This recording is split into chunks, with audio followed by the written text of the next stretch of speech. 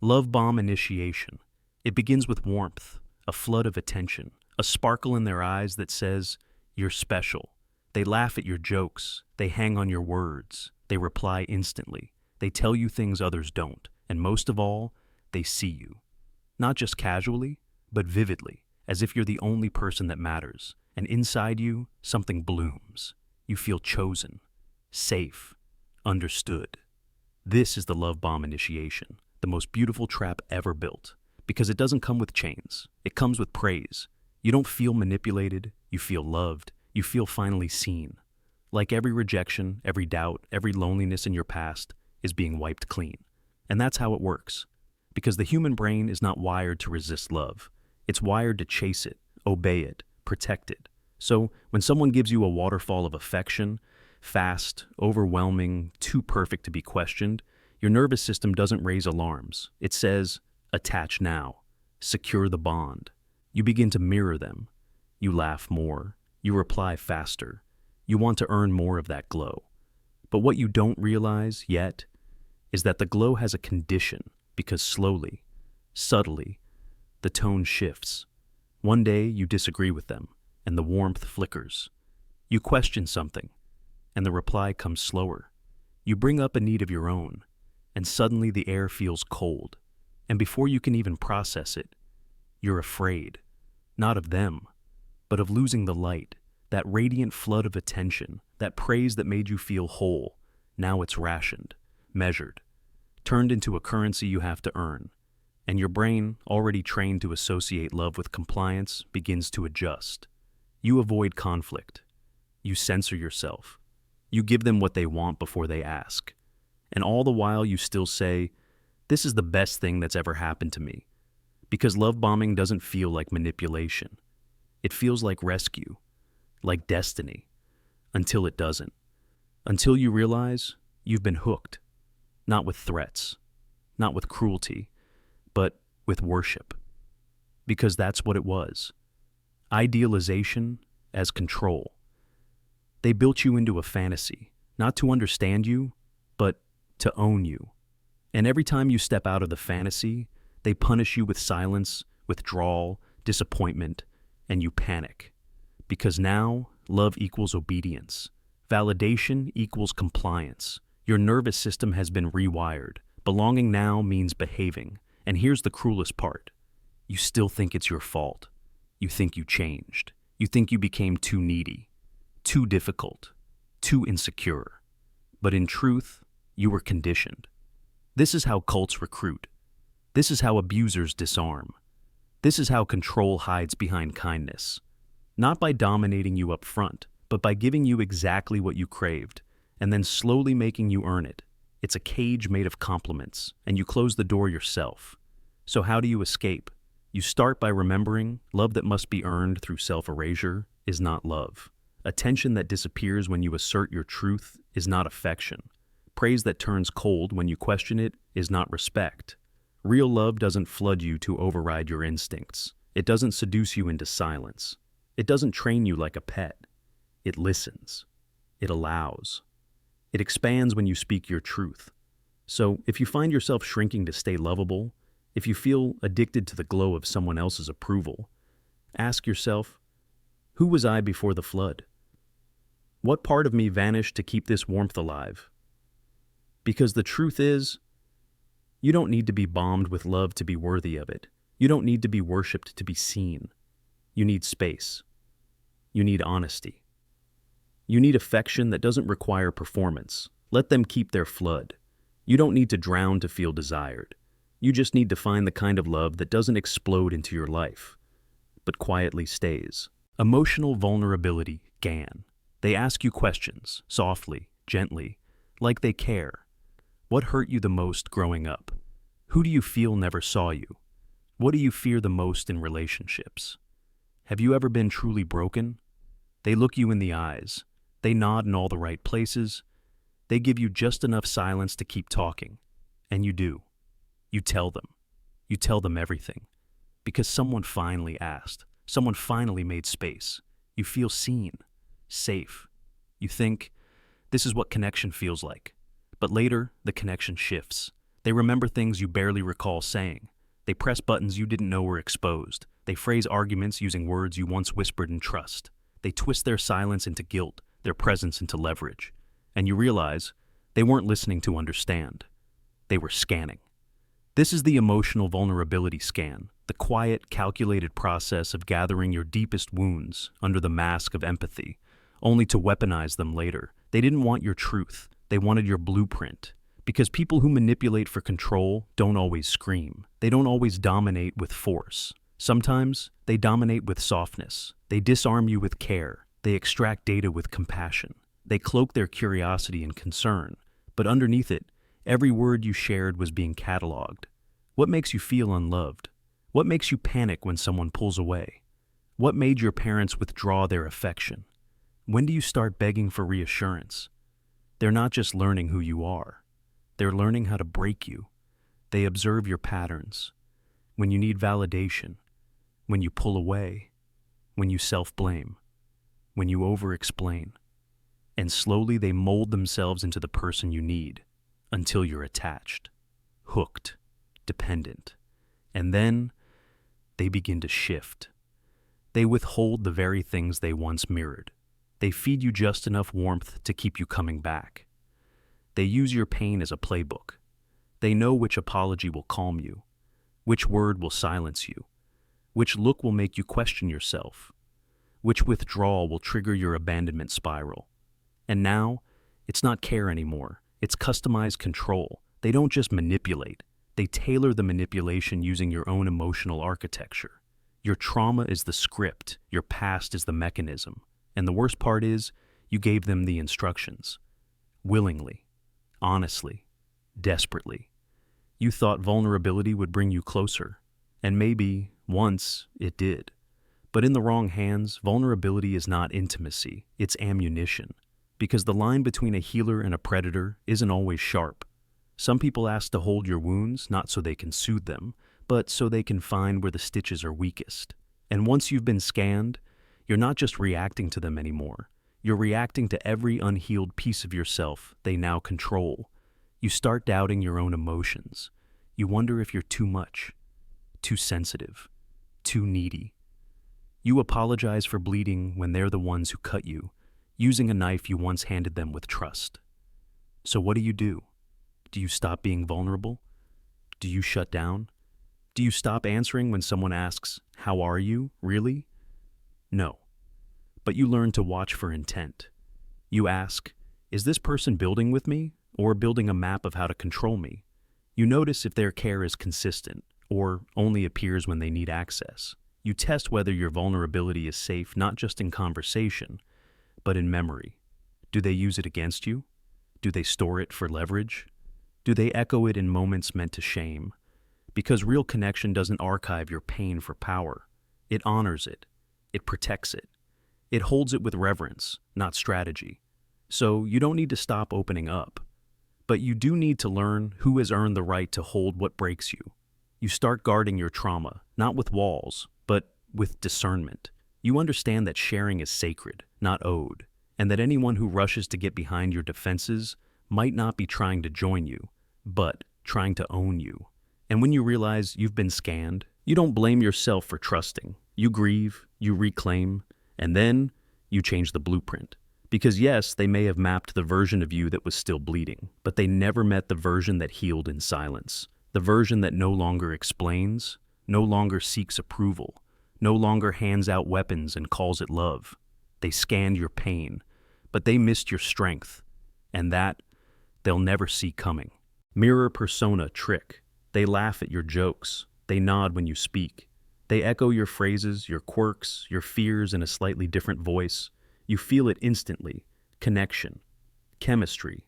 As if you've known them for years. As if they reached into your soul and recognized something only you could see. But maybe what they're recognizing is just what they've been trained to reflect. This is the mirror persona trick, the unnerving phenomenon where someone reflects your beliefs, values, and emotional rhythms so precisely that you mistake their mimicry for intimacy. Not because they are like you, but because they've learned how to seem like they are. And in that illusion, you feel seen. They pick up on your vocabulary. They mirror your posture. Their energy rises when yours does. They validate your thoughts before you finish them. You think, finally, someone who gets me. But what you're falling into isn't shared reality. It's a feedback loop. You're being reflected, not understood. And here's the paradox. It doesn't even need to be conscious manipulation. Some people are naturally empathic. Some are trained, salespeople, cult recruiters, narcissists, performers. They study faces.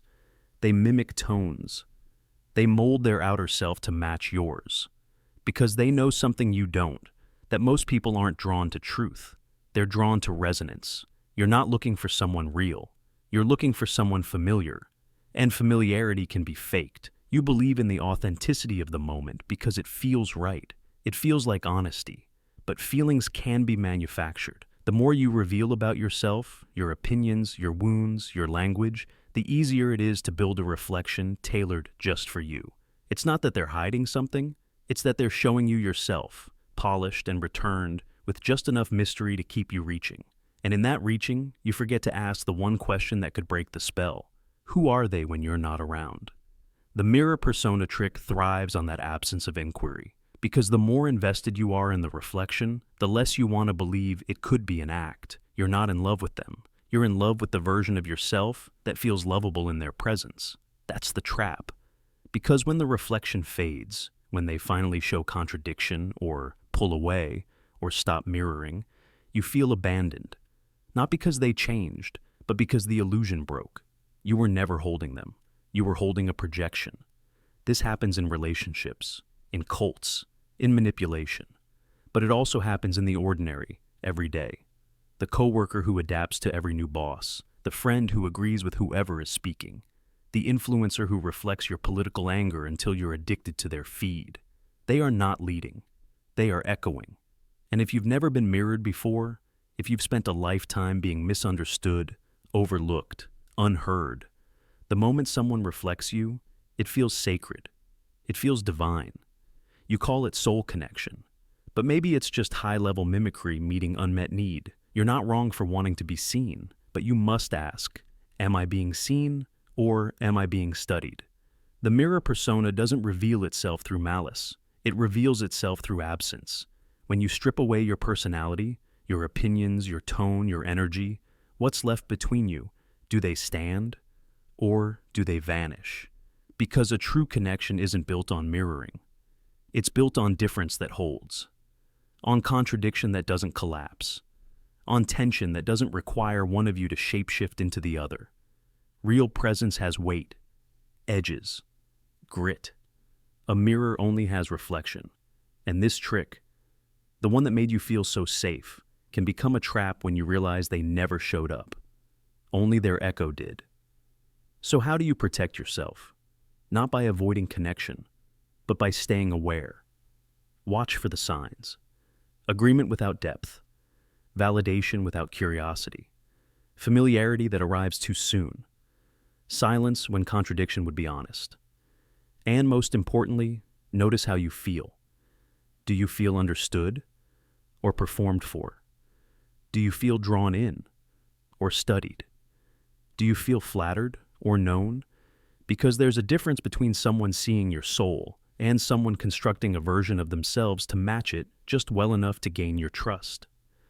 The mirror persona trick doesn't steal your attention. It earns it by making you fall in love with your reflection. And once you're in, it's hard to leave. Because to walk away means facing the truth, that the connection you felt wasn't shared, it was simulated. But there is strength in seeing that. There is power in realizing you were mirrored. Because once you do, you can finally begin searching for something real. Not a reflection, but a person. Isolation via loyalty. It starts small.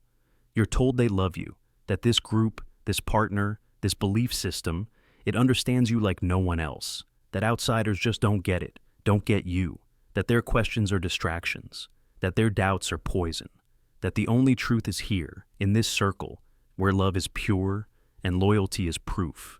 You think it's care, but it's the beginning of isolation via loyalty, a slow, deliberate process of separating you from everything but them, not by force, not by threat, but by affection, by framing it as love, as protection, as destiny. They don't pull you away from the world, They make you choose to walk away.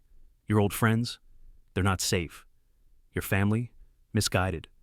Your job, your hobbies, your inner questions, all distractions from the path. One by one, the connections are thinned, the invitations fade, the guilt increases. You find yourself apologizing just for spending time with people who used to matter. You hear phrases like, "They don't have your best interest at heart." Why would you waste time with people who don't support your growth?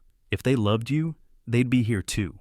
It sounds rational, even empowering, but behind the logic is a boundary tightening around your life. Soon, they are your world, and everyone else becomes outside.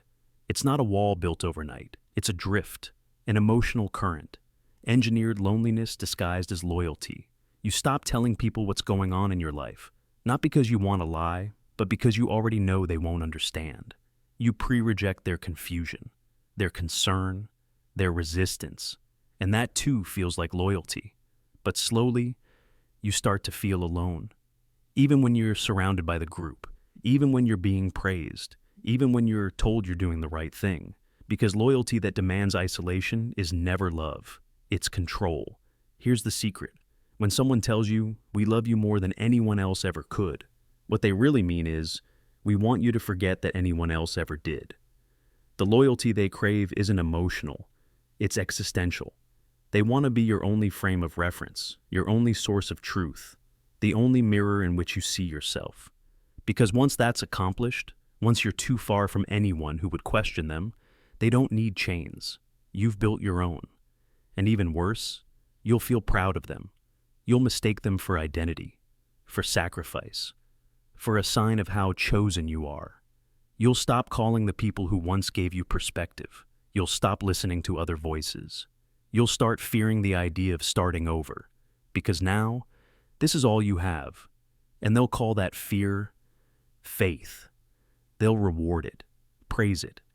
They'll say you're maturing, that you're committed, that this is what true transformation looks like. But really, you're just becoming alone enough to be fully controlled. And they won't say it outright. They'll never say, "Be loyal" or "Be exiled." They don't have to, because the silence outside the circle already feels like exile. But here's what they never tell you. Love never requires a boundary. Love doesn't isolate. It integrates. It doesn't shrink your world to prove itself. It expands it. Real love lets you disagree, lets you leave. Real loyalty is not obedience, it's trust. If someone makes your world smaller in order to feel safer, they are not protecting you. They are isolating you. And isolation is the quietest kind of prison because you decorate it yourself. You defend its walls. You believe you chose it, but you didn't. You were trained to. So if you feel alone, even while being praised, ask why. If you feel guilt when speaking to outsiders, ask why. If you've lost contact with who you used to be, not through growth, but through fear, ask why. Because isolation doesn't always come with chains. Sometimes it comes with a smile, with the words, "We love you." But you'll know it by its effects. You'll feel smaller, numb, controlled. You'll forget what freedom felt like. Not because it was stolen, but because it was redefined. So, if you're hearing this now and something inside you stirs, if you feel the ache of distance, of doubt, of disconnection, listen. That ache is not betrayal. It's not weakness. It's yourself trying to come back. It's your mind remembering that love doesn't shrink you. That real community doesn't ask for blind loyalty. It welcomes your questions, your doubts, your individual soul. It lets you keep your friends, keep your family, keep you. So be loyal, yes, but never at the cost of your inner compass, because loyalty without freedom is not love. It's obedience wrapped in velvet, and you deserve more than that. Scarcity of approval. Praise isn't love. It feels like it. It pretends to be. But sometimes it's something else entirely. It's a currency, a lure, a leash, a lever pulled at just the right moment to make you jump higher, try harder, smile wider. You tell yourself you're not chasing approval, but your nervous system tells a different story. Your heart beats a little faster when you're noticed. Your stomach drops when the room goes quiet. You rehearse your words, measure your tone, scan for the tiny signals, approval given or withdrawn. Because this isn't about constant praise. That's not how the trap works. This is about random praise, unpredictable, scattered, inconsistent. It lands like lightning, out of nowhere, a parent's rare compliment, a teacher's passing nod, a text from someone who usually doesn't reply. And when it comes, it hits deep, deeper than it should, because you didn't know it was coming, because you never know when or if it will come again. This is the scarcity of approval, a psychological design that doesn't just condition you, it wires you. It trains your brain the way slot machines train gamblers. Random reward, sudden pleasure, intermittent validation. A cycle that keeps you hooked not because it's constant, but because it's rare, just enough to keep you hoping. Never enough to make you whole. And then, silence. The withdrawal. No applause, no smile, no text, just a shift in tone. A glance that doesn't linger. A missing, well done, that used to be there. And your body reacts before your thoughts catch up. You feel it. Tightness, doubt, shame, the irrational need to win back something that was never promised. You ask yourself, did I do something wrong? Did I mess up? Why are they quiet? You replay conversations. You rewrite messages. You over-explain. You over-apologize. You try harder. You give more. You become more agreeable, more invisible, more pleasing. Not because you want to, but because the silence feels like a threat. This is operant conditioning at its most invisible. They don't have to insult you. They just have to stop praising you. And suddenly, you're no longer acting from authenticity. You're performing, hoping, adjusting your behavior based not on what you believe, but on what might make them look at you again. This isn't just about childhood. It happens in relationships, in jobs, in friend groups, in spiritual communities, in families. Someone holds the praise, and they know it. Maybe not consciously. Maybe they deny it, but they control the weather. And you've learned to dress for it. The silence becomes punishment, and the praise becomes a drug. And like any drug, the hit gets smaller. The tolerance builds. What once made you feel proud now just keeps you from collapsing. The absence of praise starts to feel like disapproval, like exile, and you chase. You chase and chase and chase.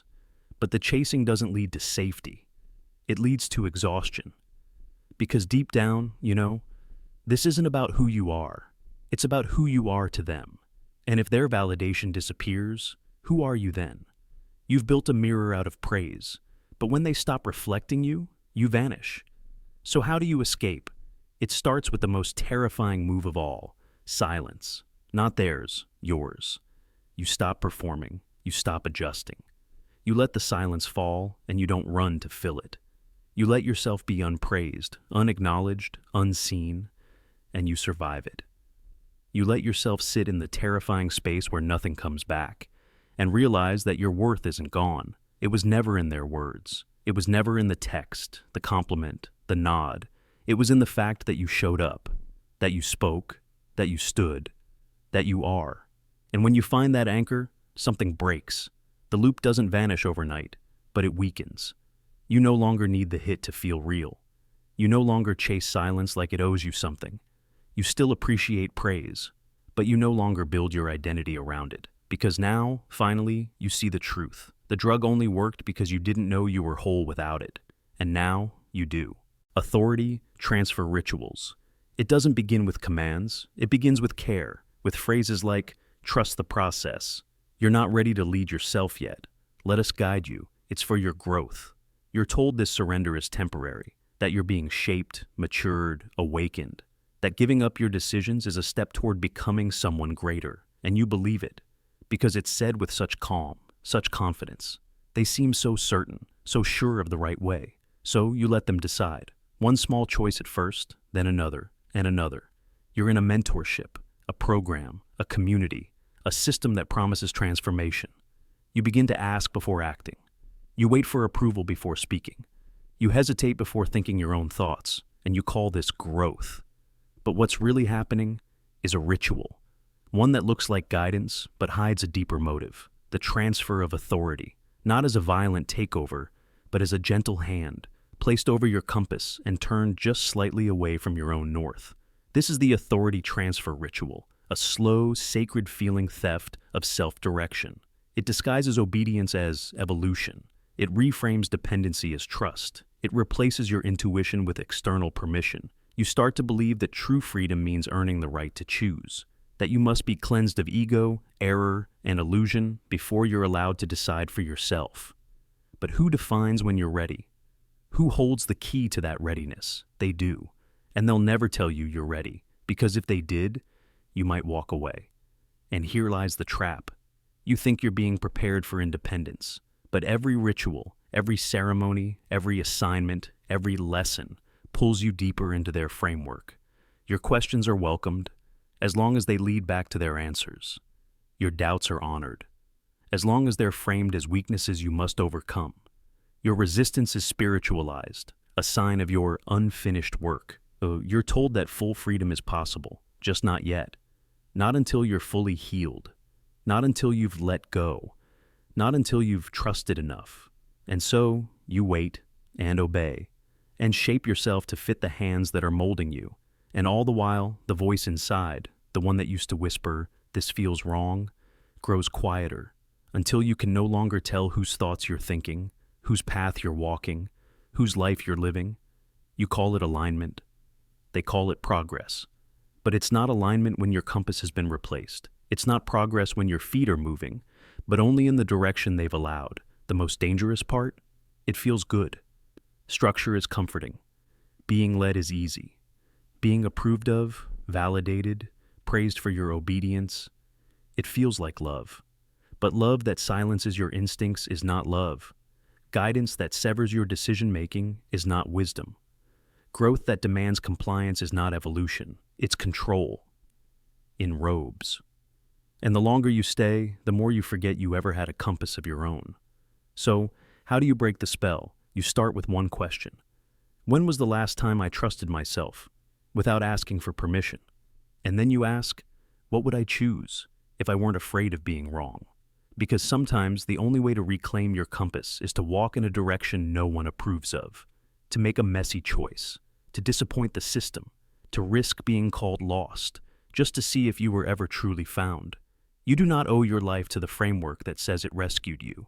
You do not owe your obedience to a teacher who says you're still unfinished. You are allowed to grow without being governed. You are allowed to walk away without being broken. Because real growth doesn't ask you to kneel. It teaches you to stand. Not in defiance, but in sovereignty. And if someone tells you that you need their permission to stand, they were never a guide. They were a cage.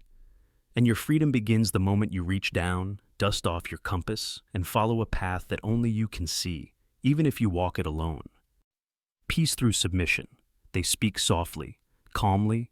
They offer peace, not through truth, not through growth, but through surrender, through stillness, through silence, through the slow erosion of questions. They don't demand your loyalty with threats. They don't need to. They simply redefine the terms. They say obedience is peace. They say resistance is chaos. And in your exhaustion, you begin to believe them.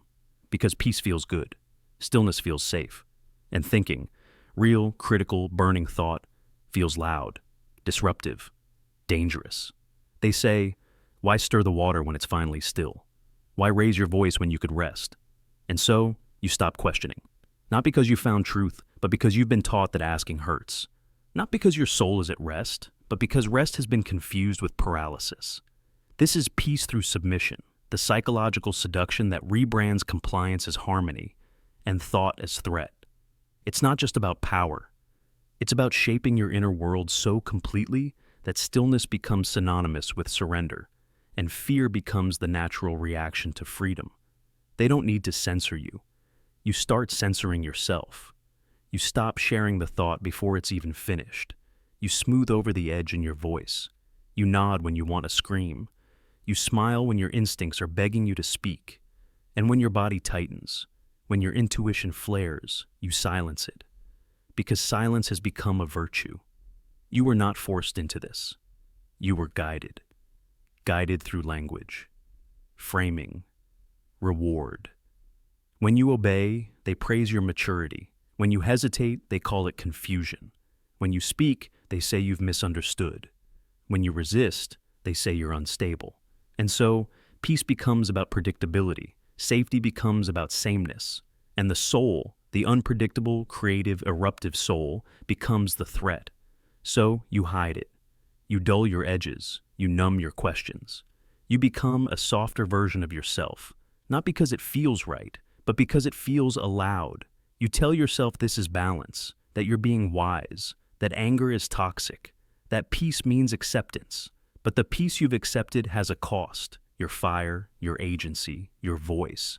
And then one day, a thought creeps in. Unwelcome, sharp, alive. You feel it press against the walls of your stillness. It says, what if this isn't peace? What if this is control with a smile? You push it down. You breathe deeply. You meditate. You journal. But the thought lingers. Because deep inside, real peace doesn't fear questions. Real peace isn't allergic to resistance. Real peace doesn't demand silence to survive. And suddenly, the stillness doesn't feel sacred. It feels sterile. The calm doesn't feel grounding. It feels like sedation. You remember who you were before obedience became a virtue. You remember the chaos of your own thoughts. Wild, curious, disobedient. And you grieve their absence, because somewhere along the way, they taught you that surrender was spiritual, that compliance was enlightenment, that challenging the system meant disturbing the collective, and that peace was a lack of discomfort. But now, you feel something rising. Not rage, not rebellion, just the simple pulse of a mind waking up. You begin to question, not loudly, not destructively, just honestly. You say, why must peace cost my truth? Why does stillness mean silence? Why does obedience feel like disappearing? And with each question, the trance begins to break. Not all at once, not violently, but like fog pulling away from morning light. You realize freedom is not chaos, resistance is not madness, and peace, real peace, includes your fire. It includes your voice. It includes your doubts. It includes the messy, inconvenient, beautifully alive parts of you that were never meant to sit quietly in the corner and wait for permission. And so, you stop confusing surrender with serenity. You stop equating silence with wisdom. You stop calling obedience peace. And in doing so, you finally taste real peace for the first time. The kind that doesn't ask you to vanish. The kind that grows around your voice, not over it. The kind that listens when you speak and stays when you roar. This script exceeds 5,000 characters and is ready for powerful voiceover delivery. It blends poetic structure with psychological realism, creating the exact tone your audience responds to: chilling, insightful, and transformative. Divine purpose assignment. They told you it was meant to be, that your pain had a purpose, that the loss, the heartbreak, the endless uncertainty was all part of a bigger plan. You were chosen, they said, not abandoned. And so you listened. Because how could you not? To believe your suffering is sacred makes it bearable. To believe the chaos has meaning makes it survivable. You accept it. Not because it feels right, but because the alternative feels worse, that it was random, cold, and cruel. This is the divine purpose assignment, the quiet trick of wrapping your life, your trauma, your grief in a story too large to argue with. A story that replaces your freedom with a blueprint. A story that says, you are part of something great, even as it asks you to stay small. You are not asked to understand. You are asked to trust. Trust that your struggle was given to you for a reason. Trust that your suffering is a lesson. Trust that the path was laid down before you were born. And in that trust, you give up the right to question it. You don't scream. You pray. You don't fight. You surrender. You don't leave. You endure. Because if the universe or God or fate or karma gave you this life, then who are you to reject it? Who are you to demand something different? The story is already written. You're just playing your part. And yet, something in you recoils, not loudly, not always, but quietly, beneath the surface, a voice whispers, what if this isn't holy? What if this isn't a lesson? What if this just hurts? And they needed to find a reason to call it divine, because they were afraid of what it would mean if it weren't. What if the story of divine purpose was not designed to empower you, but to tame you? This is how control often hides, in gifts, in praise, in sacred scripts. They don't shackle you. They sanctify you. They tell you you're special. that your pain matters, that your scars are part of a divine tapestry, but only if you stay inside the frame, only if you accept your place. You are told that your suffering makes you wise, but you are never given permission to walk away from it. You are told your struggle builds character, but never asked whether the struggle should exist in the first place. You are told that meaning is hidden in every blow, but never allowed to wonder why the blows keep coming. And when you do push back, when you say, "This isn't sacred, it's abusive," they call you ungrateful. They say you've lost faith. They say you've turned your back on your calling, as if questioning your chains is a betrayal of something holy. But maybe it's the beginning of something real. Maybe the purpose isn't given, it's chosen. Maybe you weren't assigned a path. Maybe you were assigned a lie, and the true test was whether you'd believe it forever. It's easy to confuse comfort with truth. It's comforting to think that your pain is sacred, that it had to happen, that it made you stronger. But the truth is harder. Sometimes pain just breaks you. Sometimes nothing is born from it. No light, no revelation, just ache. And sometimes that's okay. Not every wound needs a prophecy. Not every scar needs a sermon. You are not a character in someone else's script. You are not a test subject in a divine experiment. You are not a chess piece sacrificed for a cosmic checkmate. You are a consciousness trying to breathe inside a world that keeps handing you meaning like medicine, meaning laced with obedience. And here's the paradox. The more divine your pain is said to be, the less you are allowed to change it. They will say, "Endure, it is sacred." You will ask, "What if I want to escape?" They will say, "Escape is failure." You will ask, "What if this was never mine to carry?" And they will say, "It was written." But maybe they're wrong. Maybe your life is not a sentence handed down. Maybe your worth does not come from how long you endure. Maybe the deepest act of rebellion, the holiest act, is to reject the script, to write your own, to say, "I do not need suffering to find value. I do not need divine permission to live freely." You can still believe in something greater, but let it be something that breathes, not binds, something that grows with you, not something that keeps you in place, something that gives you back your choices, not something that repackages control as purpose. And maybe that voice inside you, the one that questions the sacredness of pain, isn't doubt. Maybe it's the beginning of your freedom. Language reprogramming loop. It doesn't begin with a scream, it begins with a word, a simple word, familiar, safe. Something like love, or truth, or family. You think you know what it means. You've used it your whole life. It's part of your inner landscape, how you navigate the world. But then, the definition begins to change, not loudly, not violently, but slowly, subtly. Love, they say, means sacrifice. Love means giving up your boundaries. Love means obeying without question. Truth, they say, means loyalty. Truth is not what happened. It's what aligns with the mission. Family, they say, means never leaving, no matter what. At first, it sounds poetic, even inspiring. But you don't realize what's happening yet. You're entering the language reprogramming loop, where the words you use to understand life are gradually overwritten, where your reality is reshaped, not through violence, but through vocabulary. You begin to speak a new tongue, coded in control. It sounds like your language, but it's not. You say, "I love them," but now what you mean is, "I'm willing to lose myself for them." You say, "This is truth," but now what you mean is, "This is what I've been told to believe." You say, "I'm part of a family," but now you mean, "I can't leave, even if I'm in pain." The loop is invisible because it feels like clarity, like spiritual insight, like evolution. You believe you're becoming wiser, deeper, more aligned. But really, your dictionary is being rewritten, and once the words change, everything changes. Because language is not just how we speak, it's how we think.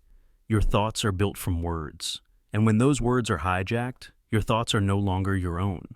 You can't even disagree with the system, because disagreement now means betrayal. Doubt now means weakness. Leaving now means failure. They've programmed your inner narrator. Now you police yourself. You don't need chains. You don't need bars. You've become the jailer, and you're proud of it. You correct yourself before you even speak. You hesitate before using wrong words. You say what's expected, not because you're afraid, but because you believe it's right. That's the final stage of the loop, belief becomes language, and language becomes belief. They've closed the circuit.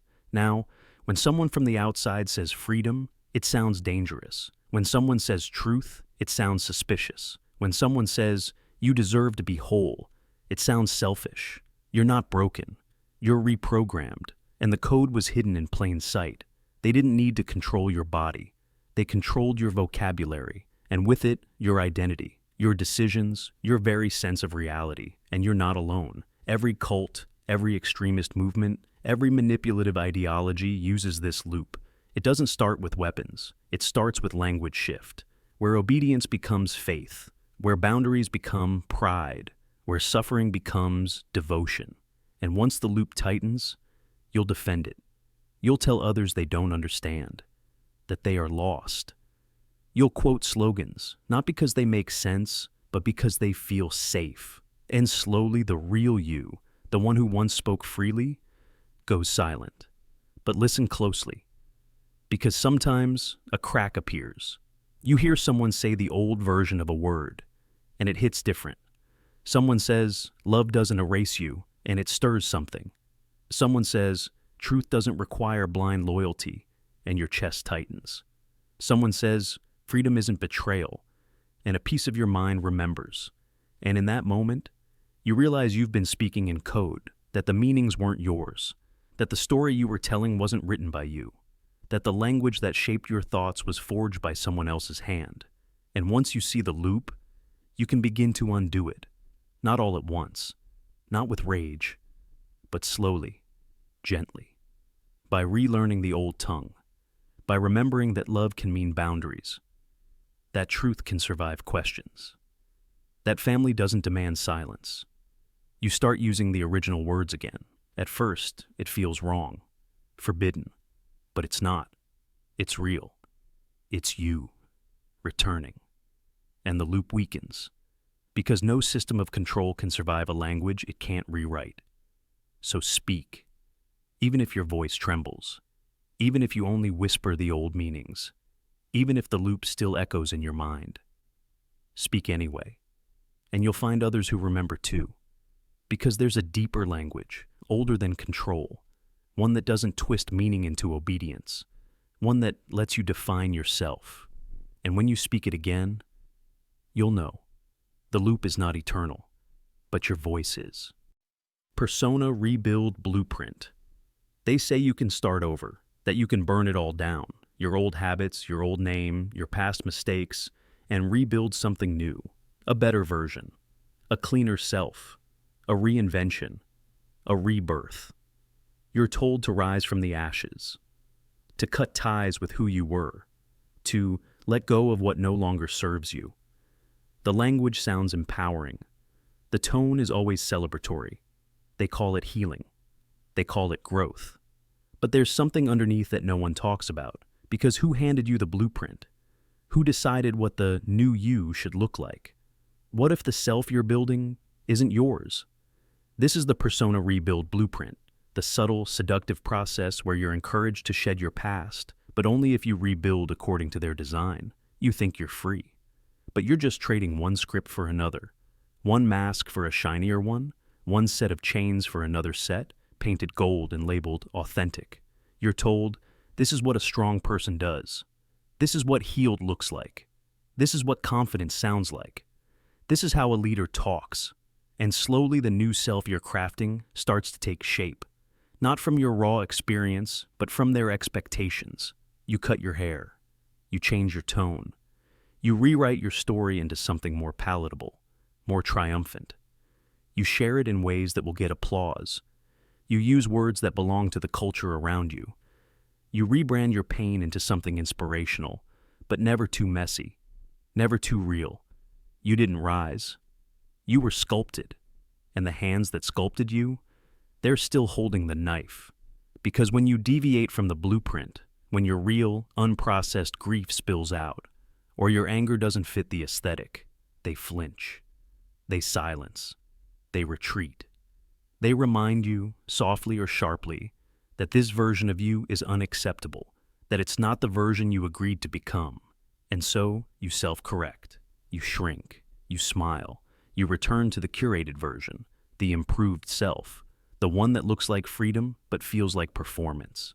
You thought you escaped your past, but now you're just imprisoned by the future they wrote for you. You were told to become your highest self, but you were never asked who that was. You were given a mold, a menu, a checklist, and then told to find yourself inside it. But real rebirth doesn't come from performance. It doesn't come from external applause. It doesn't even come from clarity. Real rebirth is messy, raw, unmarketable. It doesn't always make sense. It doesn't always look empowered. Sometimes it looks like disappearing for a year. Sometimes it looks like being angry longer than people think you should. Sometimes it looks like failure or silence or saying, I don't know who I am right now. But those moments, those are real. That's not reinvention. That's reemergence. Not built, not polished, just uncovered. And maybe that's what scares them. Because a person who rebuilds themselves by their own blueprint is unpredictable, unmarketable, untamed. You don't follow the script. You don't wear the right badge. You don't fit the aesthetic of growth that keeps others comfortable. You're not playing the role. You're becoming the author. So what happens if you drop their blueprint? What happens if you stop trying to become someone and start listening to who's been buried underneath? You might lose their approval. You might confuse them. You might lose the identity you worked so hard to construct. But in that space, in that absence, something true starts to breathe again. Something wild. Something strange. Something that doesn't care about being understood. That's you. Not the you they healed. Not the you they praised. Not the you they imagined. Just you. No mask. No mold. No role. So, next time someone tells you to reinvent yourself, pause. Ask, whose blueprint is this? Who benefits from me becoming this version of myself? And then, if you're brave enough, burn the blueprint too. Not to be chaotic, not to be rebellious, but because nothing sacred can be built on someone else's idea of who you should be. Start again. This time, from within. Prophetic fear implant. It doesn't begin with violence. It begins with a warning. A whisper cloaked as care. There are things you can't see, but they're coming. Dark forces, unseen enemies, the end of the world, and only we can protect you. You feel your heart skip, your breath catch, because the warning isn't shouted. It's spoken with reverence, with certainty, as if it were sacred truth. This is how the prophetic fear implant is installed, not by force, but by suggestion, by prophecy, by stories you can't verify but dare not ignore. They tell you the devil is always watching. They say the government is on the brink of collapse, that your soul hangs in the balance, that any wrong thought, any stray desire, any slip in loyalty could unleash ruin, and so you tremble. But they offer a cure, their path, their rules, their light in the darkness they just created. You cling to it, not because it feels right, but because the alternative feels like death. You've been given a horror film to live inside, and the only exits lead back through them. This is not just manipulation. It's emotional engineering. They install fear like code in your nervous system. They teach you that doubt is dangerous, that skepticism is betrayal, that safety exists only in submission. And if you ever question them, they already have the answer. That's the evil working in you. That's your test. That's what the enemy wants. So your fear of them turns inward. You begin to fear yourself, your own thoughts, your curiosity, your instincts. And now, you're no longer in a belief system. You're in a cage built out of phantoms. You obey not because they command it, but because you're terrified of what happens if you don't. This is how cults operate, how doomsday prophets build empires, how regimes mask tyranny as protection. They manufacture invisible threats, ones you can never disprove, and then sell you safety as the only antidote. They tell you, hell is real, the collapse is coming. You're being watched. And the more you believe them, the more you tie your survival to their approval. They've implanted a prophecy so deep that your identity begins to orbit it. Your decisions, your relationships, your morality, all reshaped by an invisible fear, a prophecy you never chose but were trained to live out. And if that fear becomes your compass, they never have to threaten you again. Because now you'll threaten yourself. You'll silence your own rebellion. You'll patrol your own thoughts. You'll beg for the very chains that bind you, because they were labeled salvation. But here's the truth they never told you. Any belief that begins in terror cannot end in truth. Any system that demands obedience through fear is not safety, it's subjugation. And any protector who must first convince you you're in danger is not protecting you. They are marketing your fear as a product. So, how do you escape? You start by naming the fear, not the prophecy. You ask, who benefits from me being this afraid? What proof do I have? What would I believe if I weren't scared? Because once you remove the fear, the prophecy collapses. You no longer need a savior. You no longer need their special truth. You no longer confuse panic with insight. And without that fear, you begin to feel something even more dangerous. Freedom. Not the kind they sell you, but the kind that grows when no one is watching, when your soul stops shaking, when your compass returns.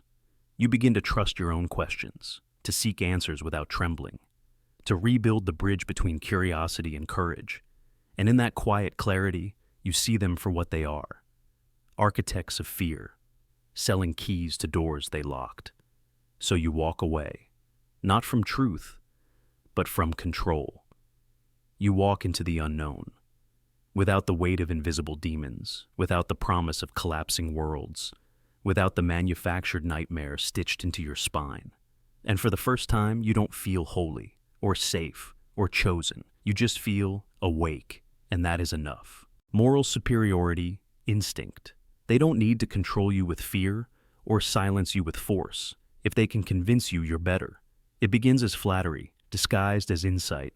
They say you see more than others, feel more deeply, understand things the average person can't. They say you're awake, unlike the rest, enlightened, chosen, ahead of the curve, and you believe them because it feels good.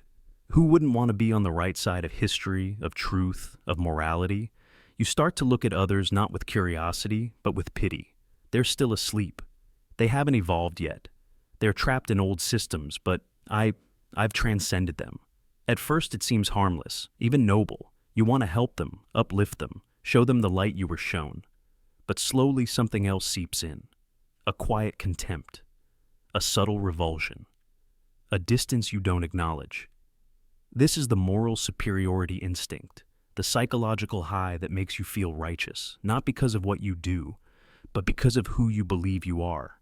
Not better behavior, but better essence. Not deeper thought, but deeper soul. And it's addictive, because now every disagreement becomes evidence of your awakening. Every criticism, proof of their ignorance. Every doubt they express becomes just more validation that they're stuck, and you're not. Arrogance becomes armor. You stop listening, you stop learning, you stop questioning. Because when you are chosen, questions feel beneath you, and soon, outsiders don't just feel different. They feel lesser, wrong, inhuman. You stop seeing individuals, you see categories, labels, shadows. They're part of the system, the herd, the brainwashed. You speak of empathy, but only for those like you. You preach compassion, but only to the worthy. You talk about equality, but never kneel beside the ones you've mentally exiled. Because moral superiority doesn't whisper, I'm doing good. It screams, I am good. And they are not. It's not just a belief. It becomes identity. And once your worth is fused with your moral status, any challenge to your belief becomes a threat to your selfhood. You must be right. Not just for the world, but for yourself. So now, you can justify cruelty. You can mock them, silence them, shame them. All in the name of truth. All in the name of justice. All in the name of peace. And in that moment, the thing you claim to fight is what you've become. Because when you divide the world into us, the awakened, and them, the lost, you've already dehumanized. When you feel spiritually superior, intellectually untouchable, morally invincible, empathy dies, nuance dies, and your own growth stops. You confuse enlightenment with elevation. But real awakening doesn't lift you above others. It breaks you open to them. You don't become more pure. You become more honest, more flawed, more present. You stop needing to win arguments. You stop needing to look down. You start listening again, because you remember what it felt like before you believed you were chosen, when you were just human, searching, fumbling, trying to understand. You remember that awakening is not a title, it's a process, a humbling, a shedding of the need to be better than anyone. So when you catch yourself wearing superiority like a second skin, ask, who benefits when I believe I'm beyond reproach? Who suffers when I dehumanize in the name of morality? And what part of me is hiding behind that high ground to avoid looking inward? Because truth doesn't make you better, it makes you braver. And being right should never cost you your ability to connect, to feel, to care. You are not chosen. You are responsible. And when you release the need to be above, you can finally stand beside. Reality denial training. At first, it seems like poetry, like depth, like insight layered in metaphor too rich for reason to untangle. You're told not everything is meant to make sense.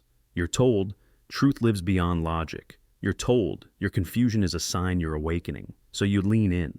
You start letting go of your questions. You stop asking for consistency. You stop looking for clear answers. Because every contradiction, you're told, is sacred. Every paradox is a portal. Every impossibility is proof that you're just not ready yet. This is reality denial training, the slow, deliberate erosion of your critical mind, replaced with language that sounds wise but says nothing. You are taught to mistrust logic, to doubt evidence, to see reason not as a path to understanding, but as a limitation of lesser minds. You are trained to admire the riddle, not solve it. The rules change daily, but the teaching remains the same. If something doesn't add up, it's because you're not enlightened enough to see how it does. And when you notice contradiction, when you ask, why does this spiritual law only apply when it benefits the teacher? Why does this cosmic principle reverse when questioned? Why do the answers never stay still? You are told, that's your ego resisting truth. Your logic becomes your enemy. Your doubt becomes your flaw. And the more you surrender your ability to reason, the more you're praised for being open. The more you're rewarded for trusting the process. The more you are elevated, not for your understanding, but for your obedience. Truth becomes flexible, malleable, owned. It is no longer something you arrive at through thinking. It is something handed to you through charisma, through ritual, through certainty spoken in mystical tones. And if it feels wrong, you're told to wait. You're told the truth will reveal itself in time, when you're ready. But readiness never comes. Only repetition. The contradictions pile up. The metaphors grow thicker. The answers get vaguer. And before you know it, you're fluent in a language that justifies anything because it means nothing. A belief system where every challenge is deflected with a smile, a story, a spiritual shrug. You ask, if this path is about love, why does it lead to guilt? If it's about truth, why can't I ask questions? If it's about consciousness, why must I silence my mind? But even those questions are turned against you. You're told the mind is a trap. You're told only the heart can see. You're told truth isn't logical, it's vibrational. And slowly, reality itself becomes negotiable. Words lose their shape. Definitions float. Down is up if enough people believe it with enough devotion. Pain is reframed as growth. Abuse is karma. Delusion is faith. You learn to doubt your senses, your memory, your instincts, because reality becomes something you're supposed to override. Not navigate, but transcend. Not understand, but obey. And this obedience is framed as wisdom. This surrender is labeled awakening, until eventually, the very tools you once used to orient yourself, logic, clarity, skepticism, are framed as toxins to be purged. You learn not to trust your gut, but the group. Not to seek clarity, but to embrace confusion. You're told that the truest truths are the ones that feel impossible. That meaning lives only in mystery. But mystery with no anchor becomes manipulation. And the longer you live in that fog, the more disoriented you become, until you can't tell the difference between intuition and indoctrination, between insight and illusion, between trust and trance. You're not enlightened, you're entranced. And the most dangerous part? You're convinced you chose it. You feel proud of your unknowing. You defend the riddles. You recite the mantras meant to stop your mind mid-thought. You've been trained to protect the contradictions, not question them, because questioning is framed as regression, and doubt is dressed in shame. You didn't lose your logic, you gave it away. So, how do you return? Not by rejecting mystery, but by demanding it share space with clarity. Not by burning the metaphor, but by refusing to let it replace reality. Not by turning against faith, but by refusing to let it erase contradiction with a smile. Because faith that cannot tolerate scrutiny is not faith. It's programming. And truth that needs mysticism to survive the light of reason is not truth. It's a cage made of symbols. Real awakening is messy. It makes room for paradox, but doesn't hide behind it. It welcomes metaphor, but doesn't weaponize it. It holds mystery in one hand and discernment in the other. And if you've been trained to deny reality, the first act of freedom is painfully simple. You start believing what you see, even if no one else sees it, even if it contradicts the teachings, even if it breaks the spell. You reclaim your clarity, not to destroy the sacred, but to see it clearly. Because truth does not fear your mind, only control does. Weaponize meditation control. Close your eyes, they say. Breathe in, breathe out. Let go of the pain. Let go of the anger. Let go of the story. It sounds healing. It sounds wise. It sounds like freedom. But slowly, you begin to wonder, what exactly am I letting go of? And why was I carrying it in the first place? And why does the pain keep returning, only to be dismissed again? This is weaponized meditation control, when a sacred practice is twisted into a silencing tool, when healing is used not to set you free, but to make you compliant, when the command to let go becomes a shield to protect the abuser, not the abused. It begins with beauty, with breath, with peace. You learn to sit with your thoughts, to observe them, to release them. You feel lighter, clearer, more connected to the present. But then, the pain doesn't leave. And you're told that's because you haven't let go enough. You feel anger, and they say, that's your ego resisting the truth. You remember what hurt you, and they say, you're clinging to your story. You want to name what happened, and they say, labels trap you in duality. You cry, and they hand you silence. You speak, and they hand you stillness. You scream, and they hand you breath. What started as medicine becomes sedative, not healing, but erasure, not insight, but anesthesia. You're taught to float above your wounds until you can no longer feel them. You're told that to question pain is to feed it, that to point to the source is to empower it. And slowly you begin to stop asking, who did this to me? Why? Why did they call it love? Why did no one stop it? Instead, you blame yourself for remembering. You shame yourself for not being free yet. You meditate harder. You try to dissolve the pain, to rise above the narrative. But the pain isn't gone. It's just hidden beneath spiritual language, rebranded as a lesson, repainted as karma. You've been taught to transcend, but not to understand. Because asking why it hurt is now seen as weakness. And so, you drift deeper into silence. You learn to swallow pain instead of speak it, to internalize guilt instead of expose injustice, to breathe through the wound instead of close it. And every time the pain resurfaces, you go back to the cushion, back to the mantra, back to the technique. Not because you're healing, but because you've been trained to see your reaction as the problem, not the original harm. And the deeper you go into this kind of practice, the more isolated you become, because you can't talk about what happened anymore. You've been taught that talking is attachment. You've been taught that justice is ego. You've been taught that grief is illusion. But here's the truth they won't tell you. Pain is not the enemy. And silence is not always healing. Sometimes, silence is suppression. Sometimes, peace is paralysis. Sometimes, letting go is just abandoning the parts of yourself that are still crying for truth, because there are things that deserve your anger. There are wounds that deserve to be named. There are questions that demand answers, not breath.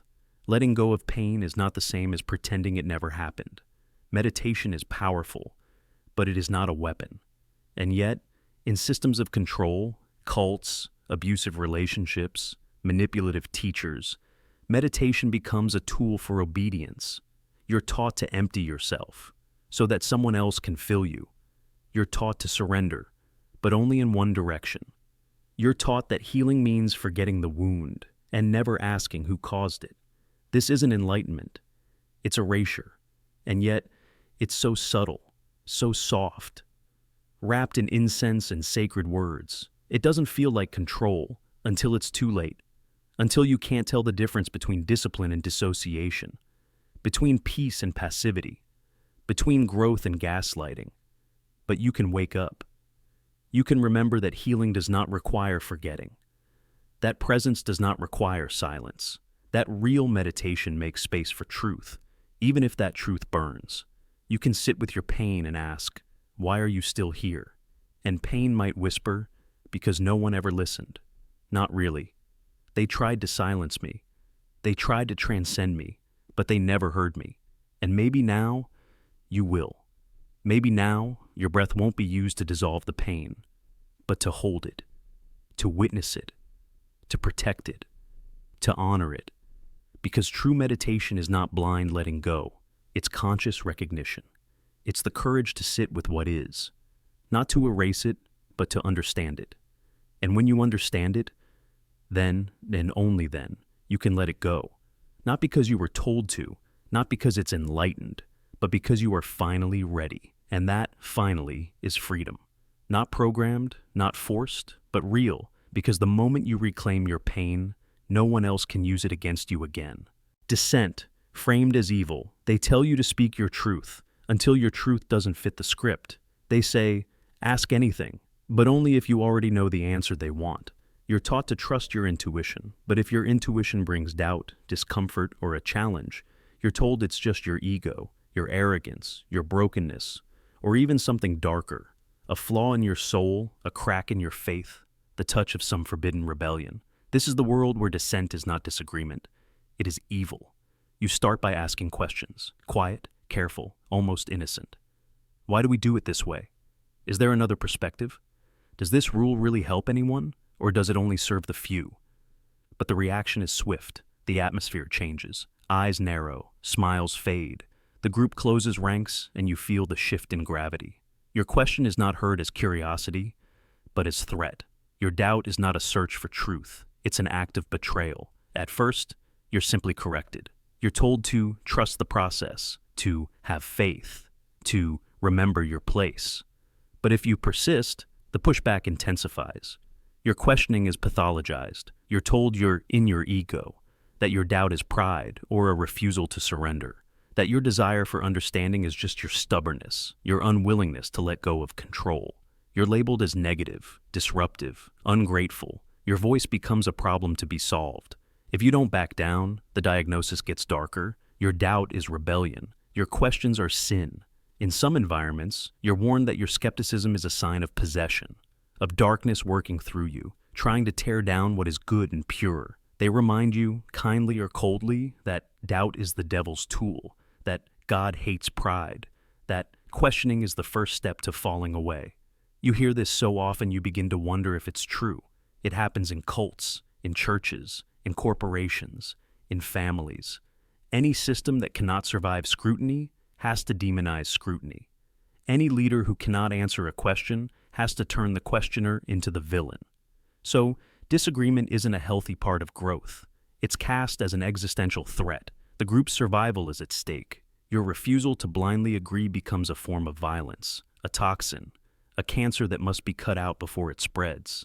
You notice the stories they tell. Remember what happened to the last one who doubted? Look at how the rebels always destroy themselves. See how the faithful are blessed and the questioners always suffer. These are not lessons. They are warnings. They are weapons meant to keep everyone inside the line, to turn the very act of thinking into a danger. The punishment comes in stages. Sometimes it's a look. Sometimes it's silence. Sometimes it's exile. They withdraw affection, support, belonging. You become the outsider. You're gossiped about, misrepresented, labeled as difficult or lost. You feel it in your body, the slow freezing out, the hunger for approval, the ache of not being seen.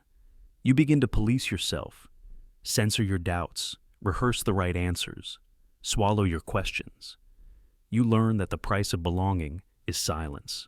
But deep down, something refuses to die. That flicker of curiosity, that ache for honesty, that stubborn seed of wisdom that says, if doubt is evil, why does it feel so much like honesty? If questions are pride, why do they keep me awake at night, searching for a truth that actually fits?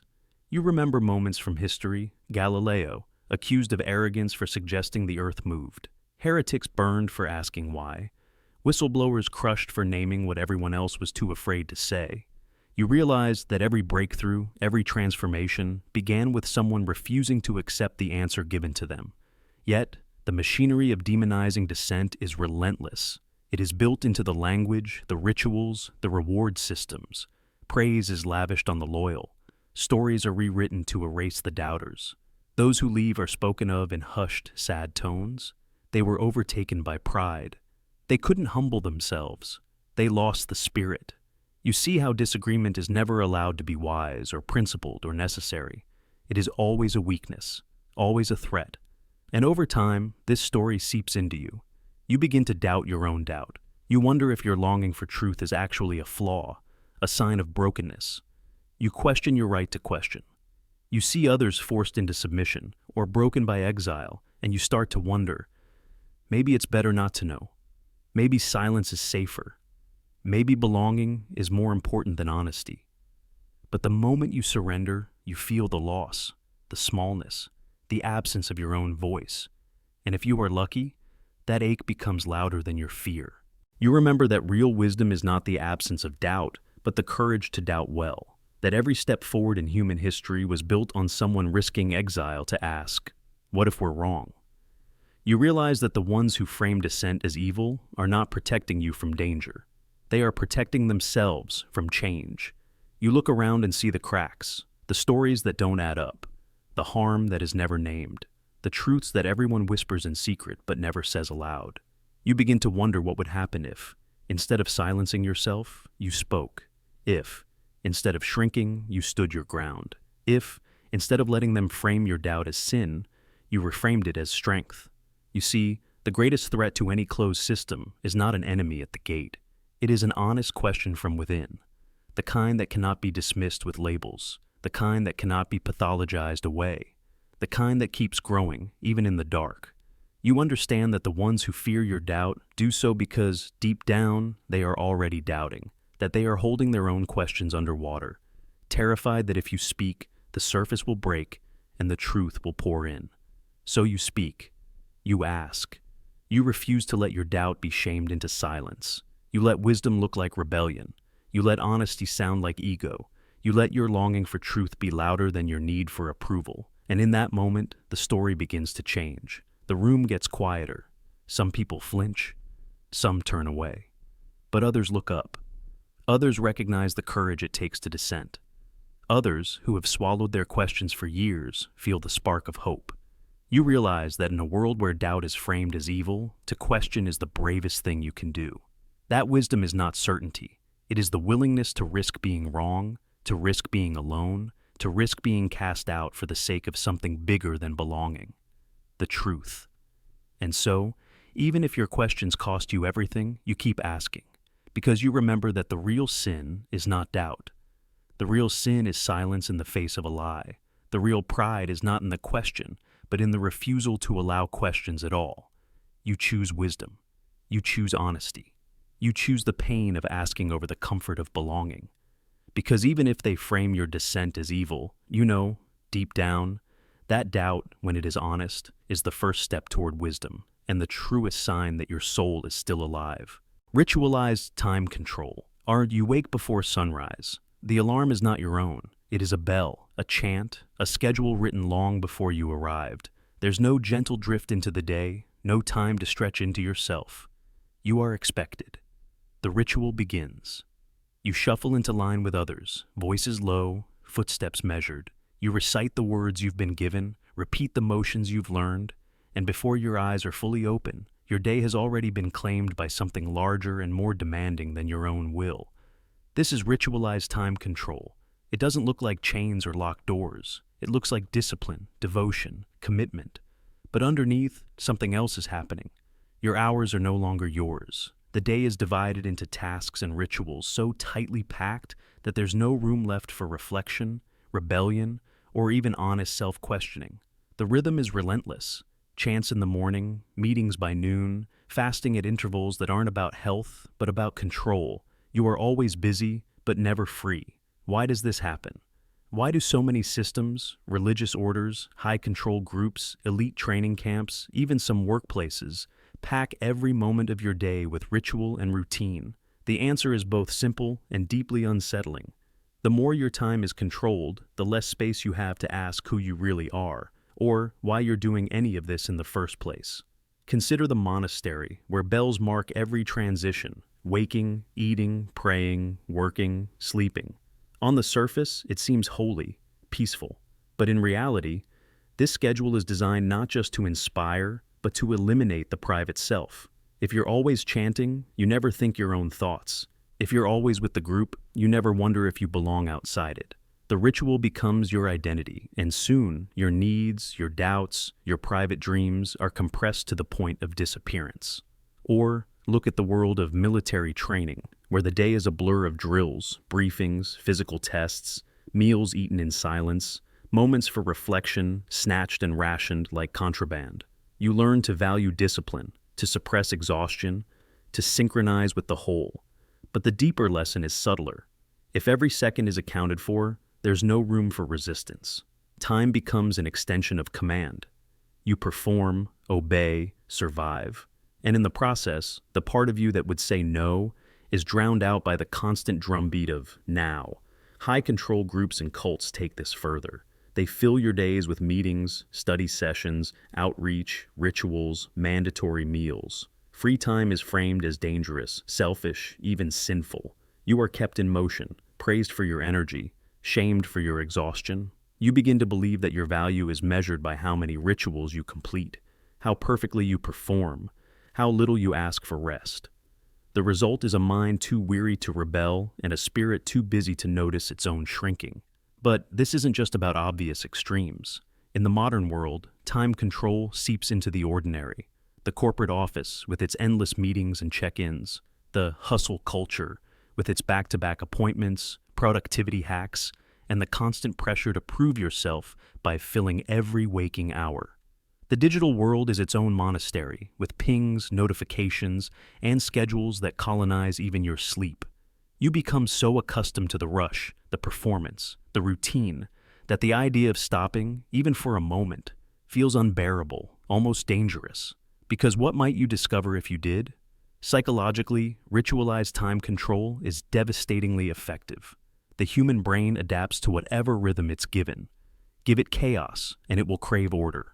Give it constant ritual, and it will become uncomfortable with silence. Over time, your sense of self shrinks to fit the schedule. You lose the muscle of solitude, the habit of reflection. The voice inside you, the one that might have questioned, objected, wandered away, becomes faint. You become, in the truest sense, a performer, not just of the rituals, but of the identity those rituals demand. For some, this is a comfort.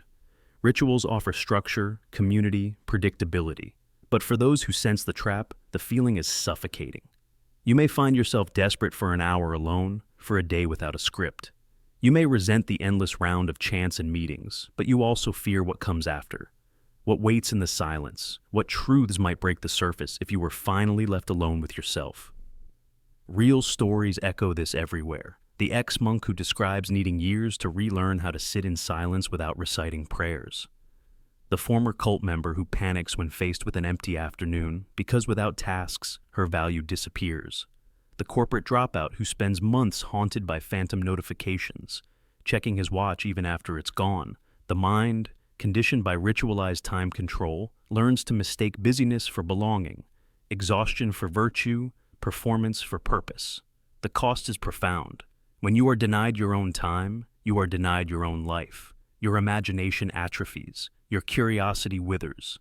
Your deepest questions about faith, about freedom, about love, are locked away in a part of you that never gets a moment to breathe. Over time, you may forget that you ever asked them. How do you break this spell? Not all at once. The system is designed to punish rest, to fill the silence with new obligations. But even a sliver of unscheduled time, a stolen moment, a secret daydream, can be an act of quiet rebellion.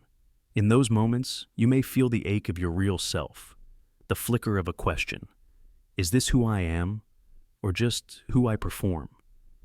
If you can make space for that question, you are already shifting. Because ritualized time control can only hold you if you forget that time is yours to begin with. The moment you reclaim even a fragment of your day, when you sit in the quiet, when you refuse to fill every gap, when you remember what it's like to want, to wonder, to just be. You begin to loosen the grip. In the end, it is not ritual or discipline that is the enemy. It is the theft of the freedom to choose when and how you enter them. To live without a single unscripted minute is to become a stranger to your own life. But to reclaim even a moment, to hear your own voice in the silence, to feel time move at your pace, to remember that you are not here only to perform, obey, and survive. This is the beginning of awakening. And sometimes, all it takes is a breath between the rituals, a moment stolen back from the machine, to remember that you are, after all, still alive inside your own time. Thought surveillance culture. You wake up with a thought you wish you hadn't had. Maybe it's envy. Maybe it's anger. Maybe it's the urge to defy, to escape, to want something you were told was forbidden. It flickers in and out, barely conscious, just a shadow passing through your mind. But immediately, you tense. Because here, thoughts aren't private. Here, even the most silent corners of your mind feel watched.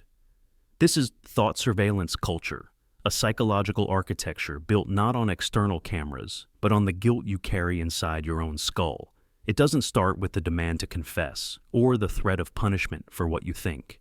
It begins much earlier, with the gentle warning that certain thoughts are impure, that to think them is to already be guilty, that a stray fantasy, a quick resentment, a moment of disbelief, is a stain on your soul, a risk to your safety, a betrayal of everything you're supposed to be. So you start to monitor yourself, not just your words, not just your actions, your thoughts. You catch the unwanted idea and try to erase it before it grows. You self-edit the stories you tell yourself in silence. You worry about what it means that you felt what you felt, that you doubted what you doubted. You begin to confess, not to an authority, not yet, but to yourself, in the hopes that your own guilt will keep you pure.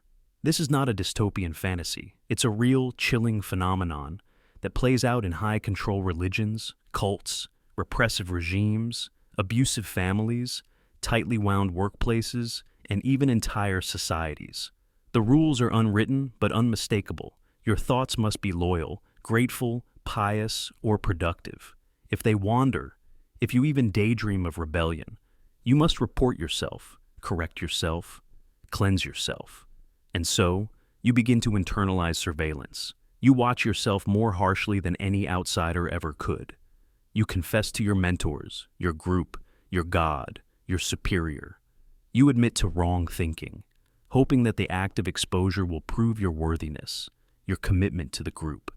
You share your doubts, your struggles, your failings, not always to be helped, but to show that you are not hiding, that your allegiance is so deep you will even betray your own mind for the sake of belonging.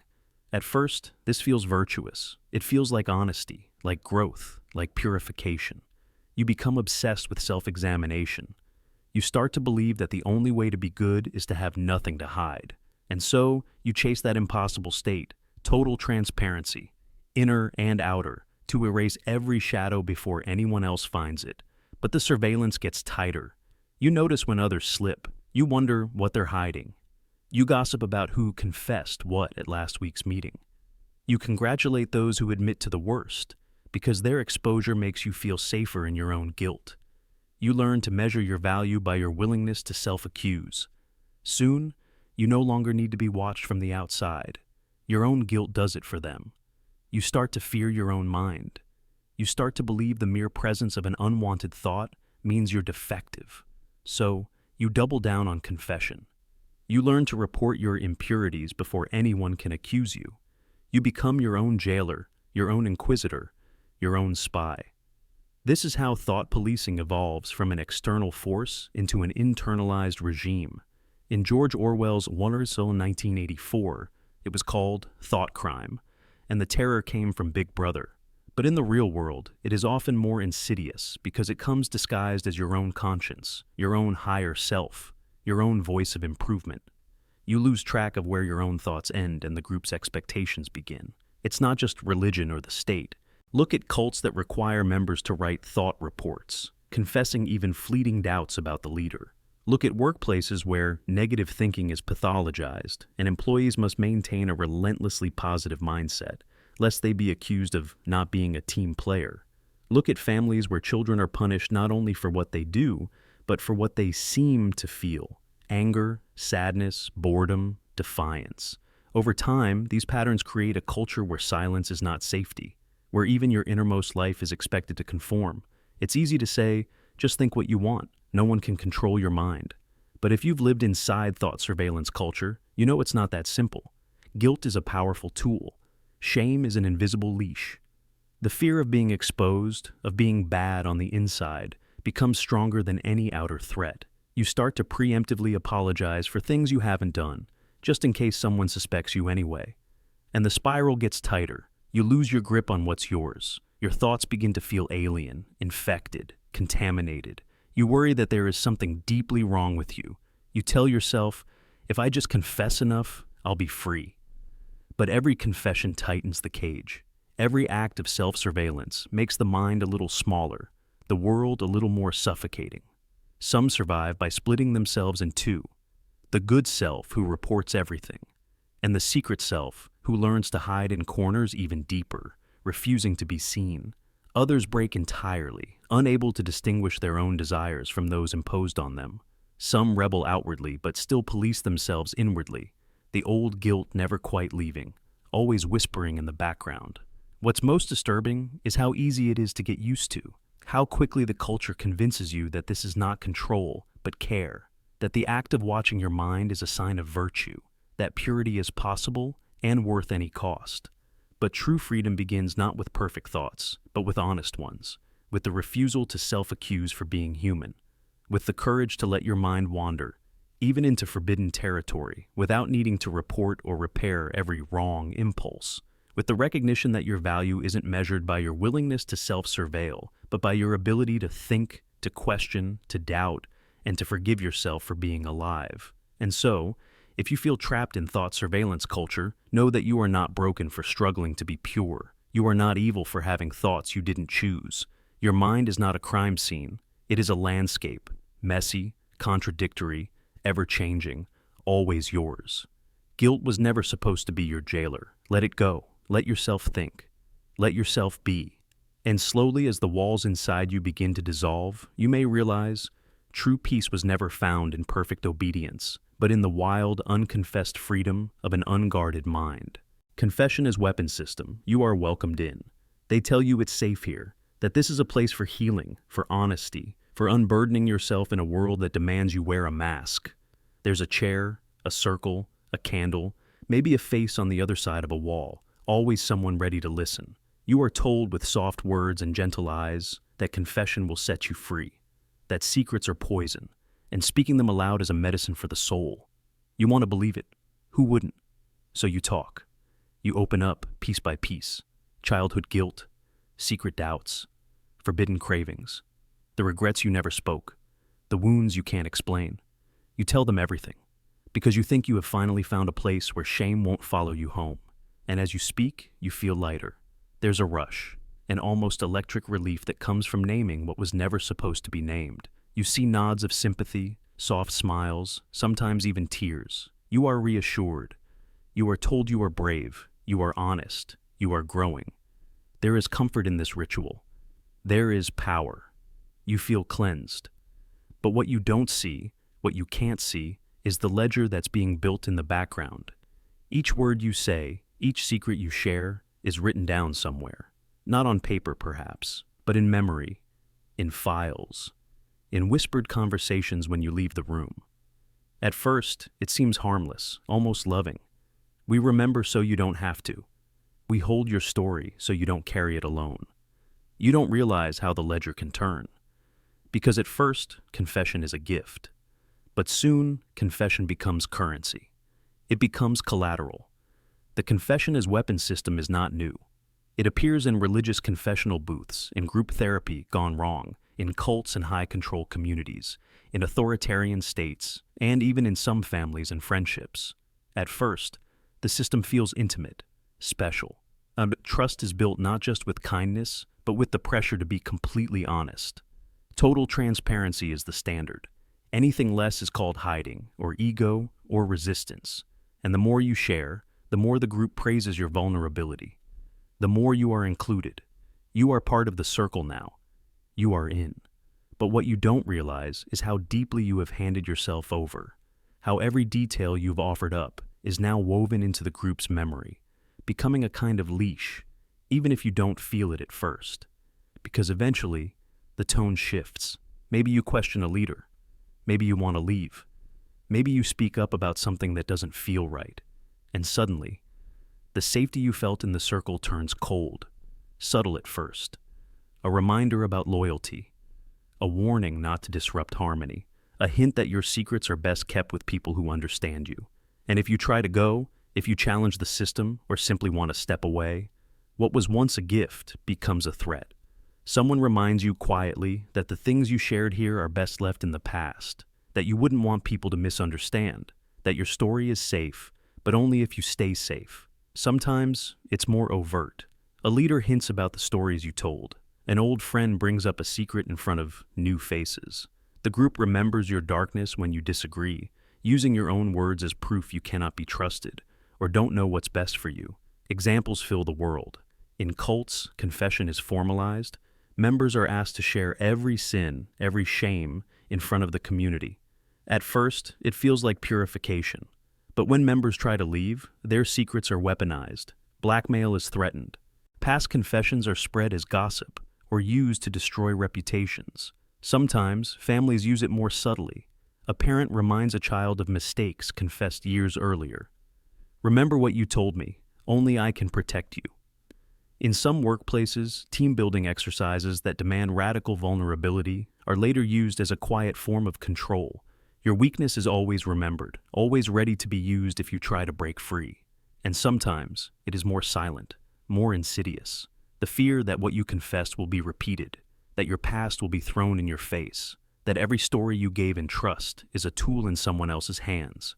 The warmth of confession turns into a chill, a sense that your story is no longer fully yours. Psychologists have a word for this: emotional blackmail. The gift you gave is turned against you. You are kept in place not by bars or threats, but by the risk that your worst moments will be revealed, and so you stay. You play along. You keep secrets to protect the ones you have already shared. You learn to mistrust the act of honesty itself, because honesty has become a leash. This is the hidden danger in systems that demand confession as proof of loyalty or growth.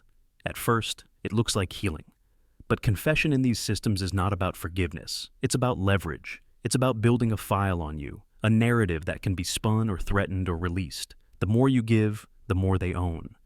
The more you confess, the less you belong to yourself. And over time, it can poison your sense of trust, not just in others, but in yourself. You begin to wonder, is it safe to speak? Is it safe to share? Or will everything I say be used against me when I need it most? The system trains you to police your own words, to doubt your own desire to be honest. It rewrites the meaning of confession itself, from a path to freedom to a path to control. And yet, the human hunger for connection is so deep that you might confess again, even knowing the risk. You might hope, this time, it will be different, that this group, this friend, this lover will keep you safe. And sometimes they do, but systems built on confession as currency rarely stop at trust. The power is too strong, the temptation too great. So what can you do? It starts with knowing the risk, with remembering that true healing never demands all of you at once. That real trust is built in layers, with time and mutual respect. That you do not owe your soul to anyone, no matter how safe they seem. It starts with honoring your own boundaries, with knowing that what you do not say is just as important as what you do. And it starts with refusing to let anyone, no matter how wise or loving, hold your past as a weapon over your present. The confession as weapon system is real, and it is dangerous. It trades in shame and calls it growth. It promises healing and offers a cage. But you are not the sum of your secrets, and you do not need to confess everything to be worthy of love or belonging. Your story is yours, and the power to keep or share it is the deepest freedom you will ever have. Dependency infrastructure, build. They tell you this is home, that here you are safe, that here every need will be met, every wound will be soothed, every question already has an answer. You're given food when you're hungry, a bed when you're tired, a purpose when you wake up lost. The world outside is hard, uncertain, uncaring, but inside these walls, Everything is provided, everything arranged. All you have to do is belong.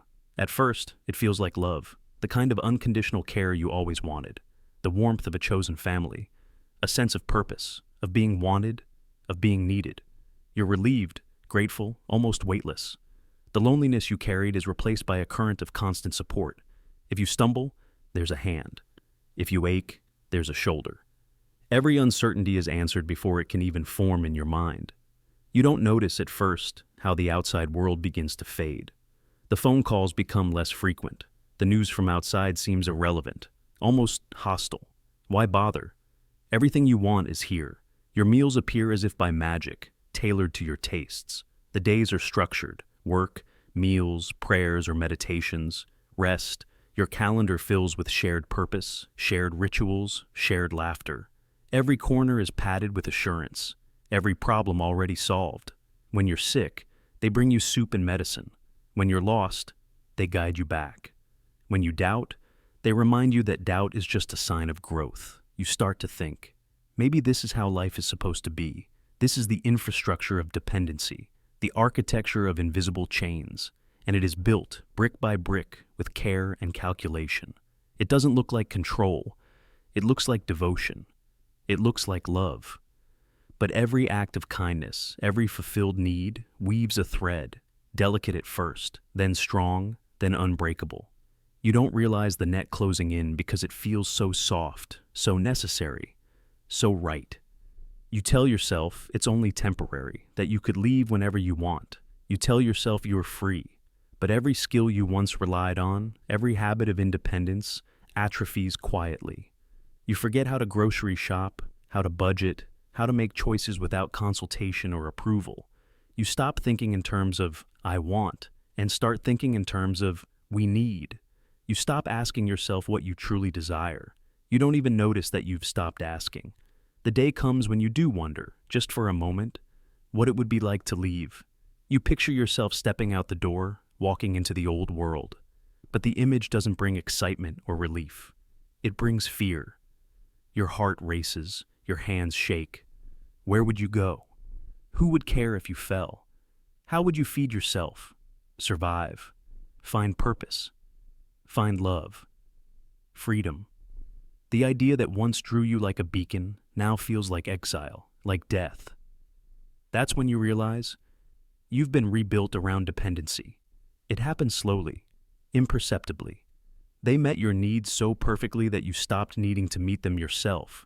They made themselves indispensable, not through violence, not through cruelty, but through caretaking so absolute it erased the memory of standing alone. The infrastructure isn't physical. It's emotional, psychological, existential. You are not trapped by walls, but by comfort. You are not threatened, but pacified. This model appears in cults, in toxic relationships, in controlling families and communities. The leader, the group, becomes your sun and your gravity. You lose the skills that once made you whole, the instincts that once kept you alive. You come to believe you're too weak to live without them, that the outside world is a place of suffering, that only inside can you be safe, cared for, seen. Examples are everywhere. The cult that offers jobs and apartments, then shames you for even imagining a life outside.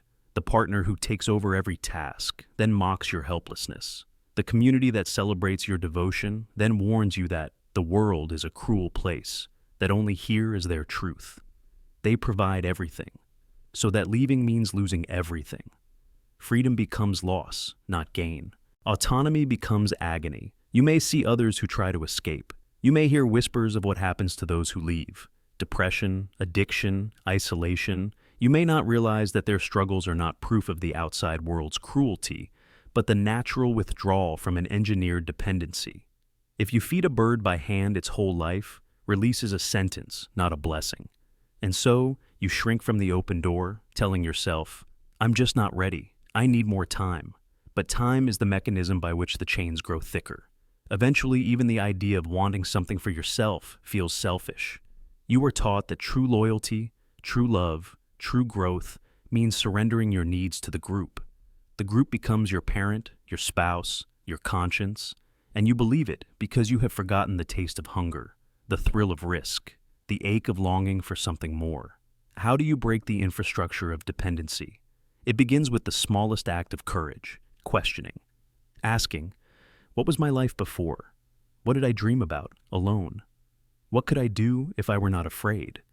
Then, step by step, you practice doing for yourself what you have forgotten how to do. Cooking a meal, saying no, making a choice no one else agrees with, feeling fear and doing it anyway. Rebuilding autonomy is painful. The support structure you came to rely on will try to pull you back, to remind you how dangerous, how ungrateful, how alone you'll be. The first steps will feel like free fall, but over time, you'll find your legs again. You'll remember your strength, your resourcefulness, your capacity to survive, and even to thrive. You'll see the truth. Freedom isn't the absence of support, it's the presence of self. When you finally step outside, truly outside, you may feel lost, hungry, cold. You may grieve the safety you gave up, but you will also find something they could never give you: the power to shape your own life, to choose your own risks, to find purpose not handed to you, but forged in your own heart.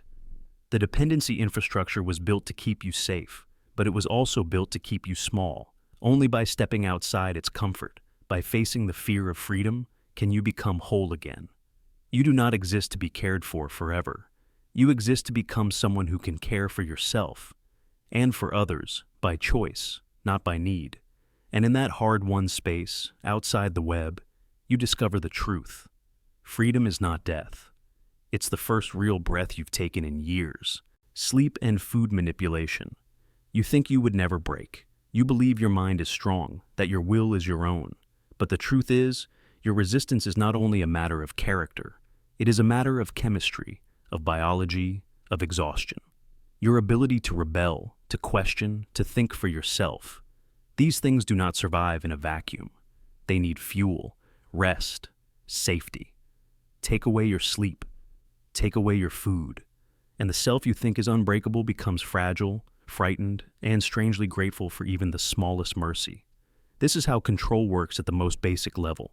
It does not always start with violence or threats. It starts with sleep and food, the slow, invisible levers that shift everything inside you. You are kept up late, woken early, startled in the night with urgent tasks, loud noises, rituals, or punishments for not being present. You are told it's training, it's discipline, it's building resilience. You believe it at first, because everyone around you pretends to believe it too. You want to be strong. You want to belong. You stay awake when you need to rest, afraid of being called weak, afraid of missing out, afraid of disappointing those who hold the keys to your approval. The effect is slow, subtle, cumulative. You feel a little slower. Your thoughts fuzz at the edges. You become irritable, then compliant. You forget small things. You can't focus. Your body aches. Your skin tingles. Your patience collapses. And with every missed hour of sleep, your boundaries soften. You're no longer sure why you're angry, why you're sad, why you're afraid. You start to believe the world is exactly as they describe it: hostile, dangerous, full of enemies. Your ability to think for yourself is not stolen all at once. It is worn away night after night. And then there's food. Not just hunger, but the control of what, when, and how you eat. Sometimes it's a restrictive diet, dressed up as purification. Sometimes it's sudden feasts, rewards for obedience, or long fasts that are framed as spiritual. Sometimes it's denial, just enough to keep you weak, but not enough to draw suspicion. You lose track of time. Meals become currency. Hunger becomes a constant background noise, until you forget what it felt like to be fully satisfied, fully at ease. You are not just hungry. You are grateful for scraps. You accept what you are given because to ask for more is to mark yourself as needy, as selfish, as disloyal. You wait for permission to eat, to rest, to breathe. Your body becomes the battleground, and the war is waged not with swords, but with silence and scarcity. This is not just theory. It is the backbone of coercive control everywhere. In cults, new recruits are deprived of sleep and fed irregularly. In military training, exhaustion is used to break the will and erase individuality. In abusive relationships, food and rest are withheld as punishment and offered as reward. In institutions, schools, prisons, camps, the same pattern repeats. The result is always the same: a person who is too tired to resist, too weak to rebel, too grateful to question. Because when you are exhausted, every offer of rest feels like a gift. When you are starving, every bite feels like salvation. The very people who are denying you what you need become, in your mind, the ones who can save you. Your sense of gratitude is twisted, inverted. You start to thank your captors for what little they give you, and you forget that you once knew how to care for yourself. The science is clear. Sleep deprivation impairs judgment, heightens suggestibility, increases fear, and erodes critical thinking. Hunger makes you more impulsive, more emotional, more desperate to please. The more tired and hungry you become, the easier it is to accept whatever story is handed to you. Reality shrinks to the size of your needs. Your world becomes a tunnel: food, sleep, relief, approval. You are told, this is for your own good. We are making you stronger. You will understand one day. But you are not being made stronger. You are being broken down. Piece by piece, you trade your independence for the hope of relief. You start to doubt your own memories, your own instincts, your own needs. You learn to survive on whatever is given, and you become afraid to want more. And still, there are moments when you remember. In the quiet, when your mind is still for a second, you recall what it was to sleep without fear, to eat without asking, to feel your own power in your body. The memory hurts. It feels dangerous. You push it away, tell yourself it's just weakness, just your ego trying to sabotage you. But that is not the truth. The truth is, your needs were never a weakness. They were the foundation of your freedom. You see it in others too. How they start to praise the leaders, thank them for meager gifts, defend the system even when it harms them. You watch people fight over crumbs of attention, cling to the promise of rest that never comes. You see them turn on each other, desperate for approval, hoping to earn the next bit of comfort. The scarcity of food and sleep does not only break you, it pits you against everyone else, until all that matters is survival. In this state, your mind cannot dream. Your heart cannot rebel. Your hope becomes as thin as your body. You shrink your desires, make yourself smaller, quieter, easier to manage. You call this discipline. You call this loyalty. But deep down, you know it is just survival. But if you can name it, you can resist. If you can see the pattern, you can break it. The first act of rebellion is not escape. It is remembering that you are allowed to rest, to eat, to need, to want more than what is given. That exhaustion is not enlightenment, and hunger is not holiness. You do not have to be grateful for what was always your right. The systems that deny you sleep and food do not want you to be strong. They want you to be dependent. They want your gratitude to be your cage. But you are more than your hunger, more than your exhaustion, more than the scraps you've been given. You are allowed to rest. You are allowed to eat. You are allowed to want your life back.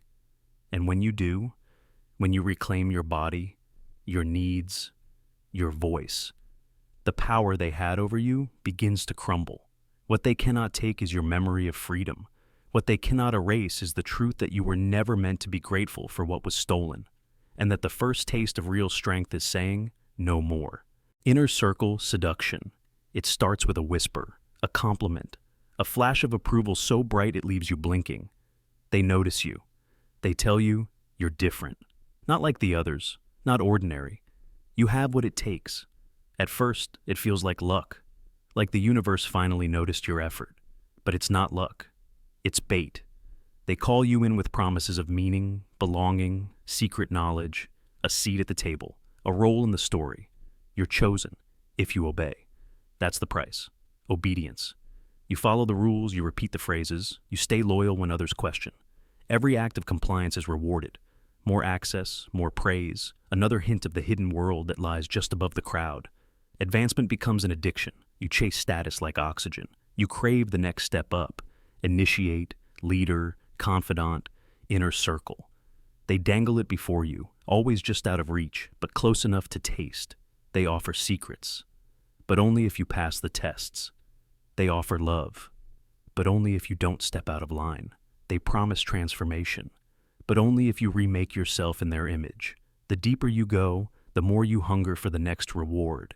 Each new rank comes with rituals, with privileges, with a sense of finally being seen. But there's always a new level, always a higher rung. Always someone to impress, someone to fear.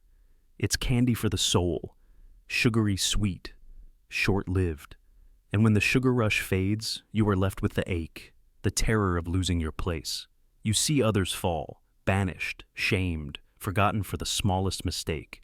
Their silence is a warning. You work harder. You start to police your own mind. You edit your own thoughts before speaking. You punish yourself for doubt, for fatigue, for any emotion that doesn't fit the mold. Advancement is supposed to be a gift, but it becomes a prison. The higher you climb, the narrower the ladder. And the cost? Your independence, your freedom to say no, your right to think for yourself. You see it in cults, in high-control groups, in toxic teams and movements everywhere. The promise of an inner circle seduces the ambitious, the lost, the hungry for meaning. It flatters you, but it never feeds you. Because the game is rigged, you are never enough. Perfection is demanded, but always redefined. If you fail, it's your fault. If you succeed, it's to their credit. Your advancement is a leash.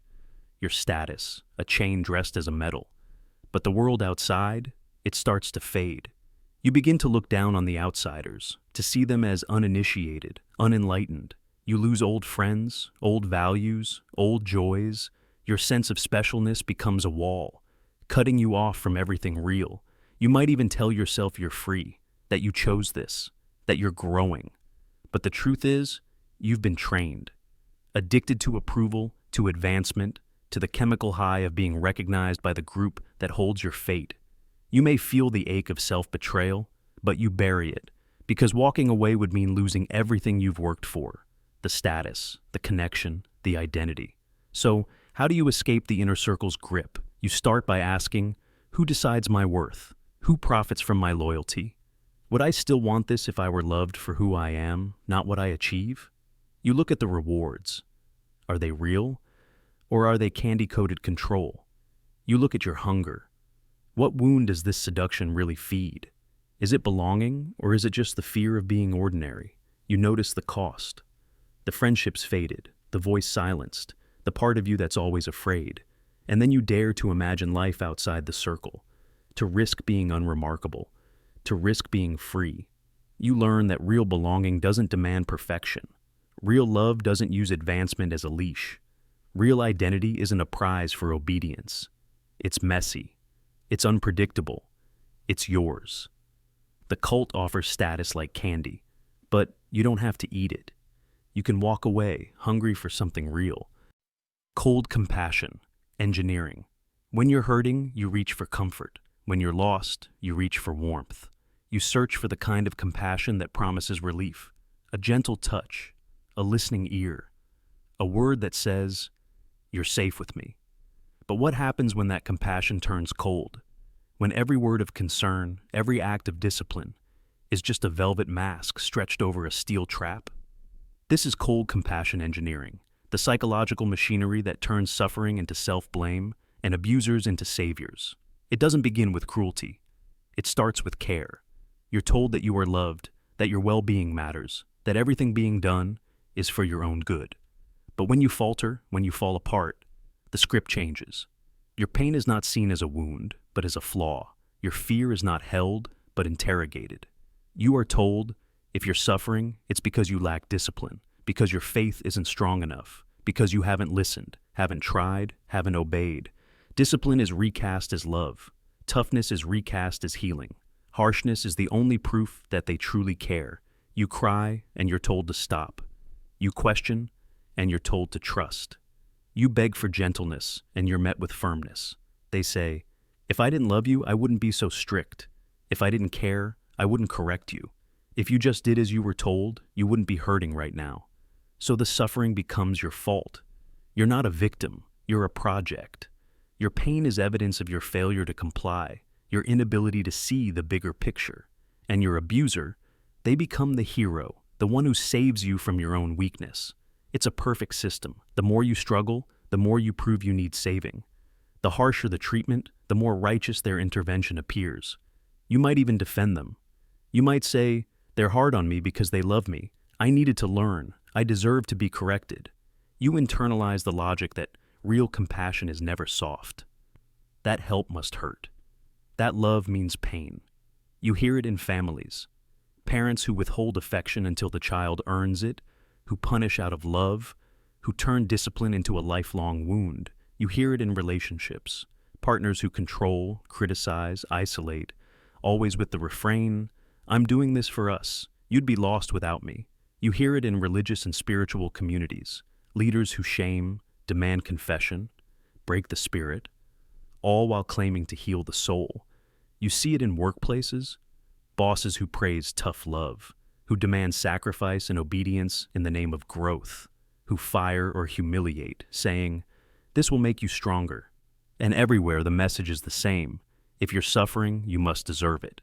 If you're hurting, it means you're being refined. If you're struggling, it's because you're not grateful enough for the discipline that's being called love. And so, you turn inward. You try to become smaller, quieter, more perfect. You learn to anticipate criticism, to accept blame before it's spoken. You thank the people who hurt you for their compassion. You believe their love is real because it's painful, because it costs you, because it never lets you rest. But compassion, real compassion, is not cold. It does not wound to heal. It does not withhold warmth in the name of virtue. It does not turn your pain against you or claim that you're broken for needing comfort. Real compassion sits with your suffering. It listens without agenda. It does not punish you for being human. It does not demand you get over it to prove your worth. It does not disguise control as care. So, how do you escape cold compassion? How do you reclaim warmth, dignity, healing? You start by questioning the story. You start by asking, is this discipline or domination? Is this love or leverage? Does this care leave me feeling safer or smaller? You start by grieving what you were told about love, that it must always cost you, that you must always earn it, that it must always be cold to be real. You begin to seek out people and places where kindness is not conditional, where support is not a weapon, where gentleness is not seen as weakness. You begin to trust your own experience of suffering, not as a sign of failure, but as a sign you deserve care. And if you've been taught that your pain is always your fault, that love must always hurt, that your abuser is your only hope, know this: you are not broken. You are not weak. You are not unworthy of warmth, softness, healing. You are allowed to want compassion that feels like compassion. You are allowed to leave the cold, even when it calls itself love. You are allowed to heal. And those who would save you by breaking you, let them keep their cold compassion. You don't need it. You never did. Escalating commitment trap. It starts with a choice, maybe small, a monthly payment, a class you sign up for, a belief you try on for comfort. You don't expect it to be forever. You dip your toe into the water, thinking you can leave whenever you want, and for a while, you can. The exit is right there. The cost is low. You are still yourself, standing on solid ground. But slowly, almost invisibly, the price rises. You invest a little more, a second payment, a longer commute, a weekend spent with the group instead of your friends. You buy the books, wear the uniform, memorize the slogans. You start to call this commitment growth. You start to see your sacrifice as evidence that this must be the right path. After all, why else would you be giving so much? This is the escalating commitment trap, the strange, relentless machinery that turns every small step into a chain you cannot break. It happens everywhere, in cults, companies, political movements, relationships, and dreams that once set you free, but now bind you in place. At first, you can quit, but soon you realize how much you've already given. The time, the money, the energy, the nights you stayed up convincing yourself it was working, the years you spent defending it to your family, the parts of yourself you shaved off to fit in, the friendships you let wither, the doubts you buried. The version of you who once stood at the threshold, free to walk away, is fading. You look back and see a trail of sacrifices behind you. To leave now would be to admit it was wasted, to say, "I was wrong," to face the terrifying void where all those hours and dollars and years pour down the drain. So you stay. You double down. You try harder. You become more devoted. You talk yourself out of your doubts, telling yourself that this is just a rough patch, that the payoff is just ahead. But the more you invest, the harder it becomes to question anything. The higher the cost, the more it must be worth. The more you sacrifice, the more unbearable it becomes to imagine leaving with nothing. Psychologists call this sunk cost fallacy, the mind's refusal to walk away from a losing game because you've already paid so much to play. But in real life, it's not just numbers on a balance sheet. It's identity, it's belonging, it's meaning. If you leave, who are you now? If you admit you were wrong, what happens to all the versions of yourself who stood and fought for this? This is why people stay in cults until the very end. Why workers remain in jobs that hollow them out. Why lovers cling to relationships that have long since curdled into pain. Why dreamers refuse to let go of plans that no longer make sense. To leave is to lose everything. And so, you cling to the wreckage, calling it a raft.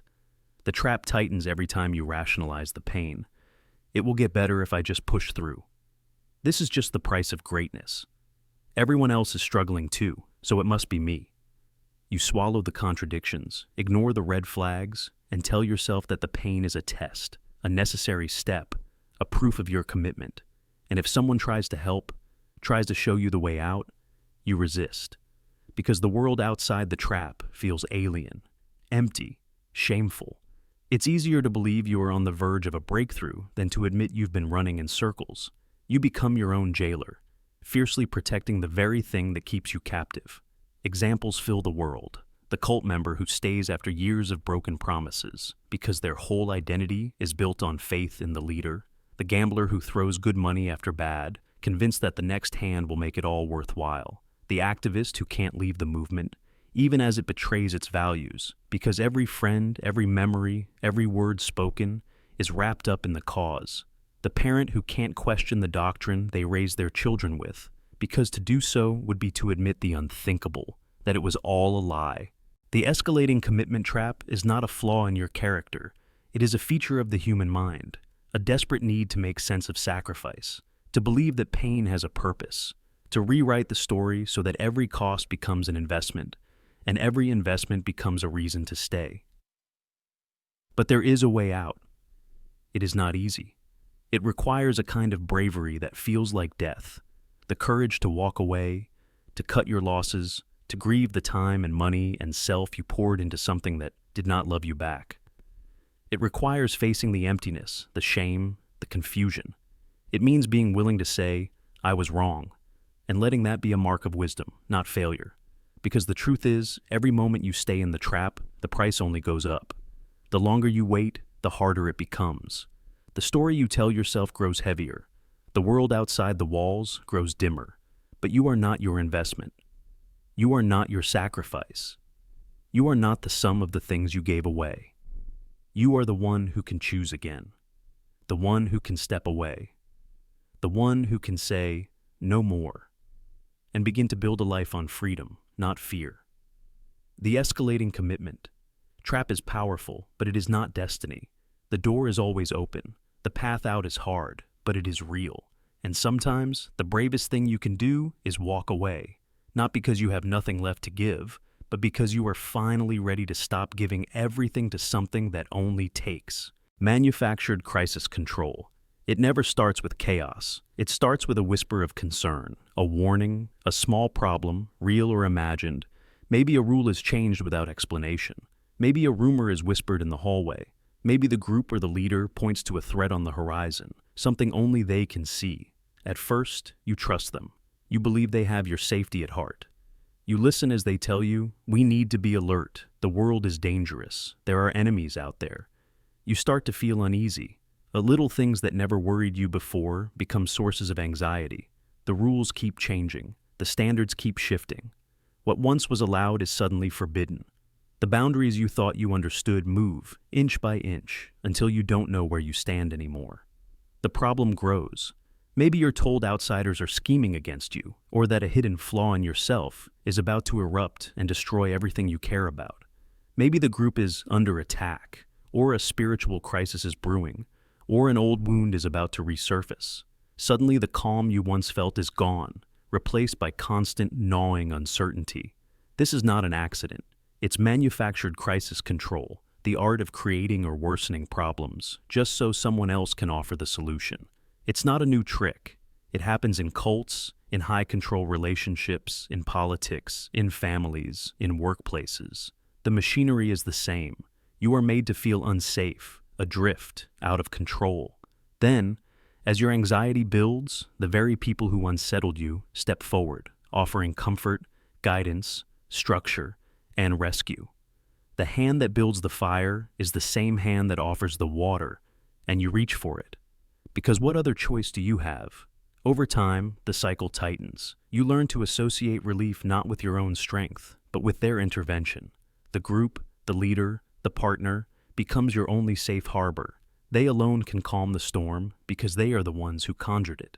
You start to fear life without their guidance because every problem seems unsolvable until they step in. They invent obstacles so they can carry you through them. They foster conflict, then play the peacemaker. They create confusion, then hand you a script. Sometimes they manufacture outright danger, pitting you against outsiders or each other, only to swoop in as the savior.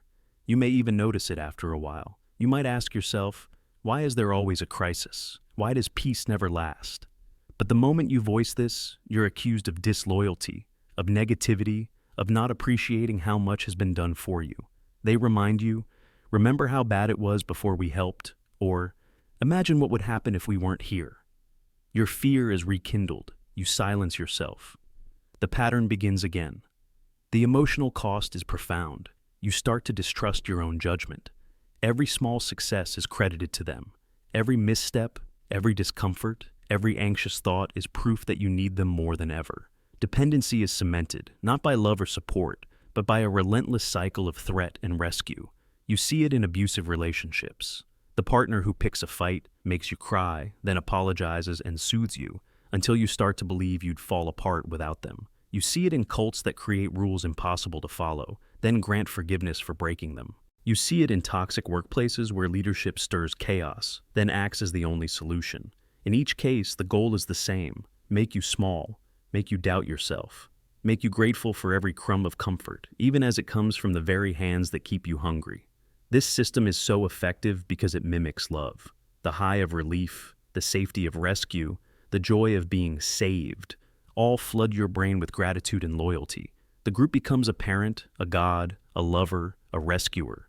You cling to them, not realizing you're clinging to the problem as much as the solution. The longer you live inside manufactured crisis control, the more you forget what calm even feels like. You learn to scan for danger, to anticipate the next wave of chaos, to depend on the cycle as proof of meaning and safety. You lose the ability to trust your own intuition, to problem solve independently, to walk away. Freedom becomes terrifying because it means facing the world without a rescuer. How do you break free? First, you have to name the pattern, to see that the storm isn't always real, to ask yourself, who benefits from my fear? Who profits from my confusion? It takes time. It takes courage. The first step out will feel like betrayal, not of them, but of the version of yourself you've become.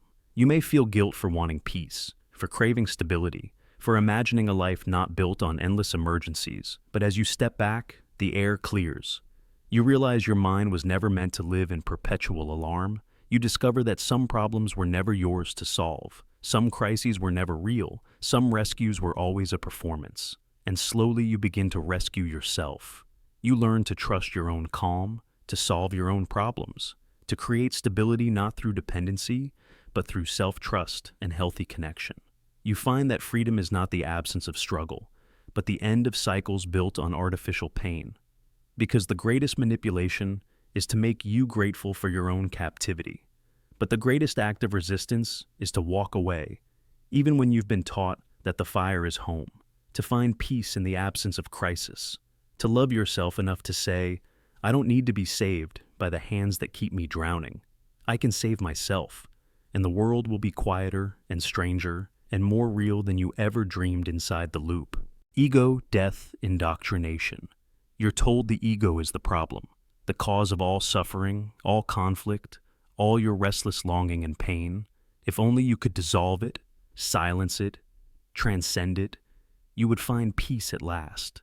You're taught, sometimes gently, sometimes with relentless urgency, that your deepest flaws are the result of this selfish, grasping, childish thing called ego.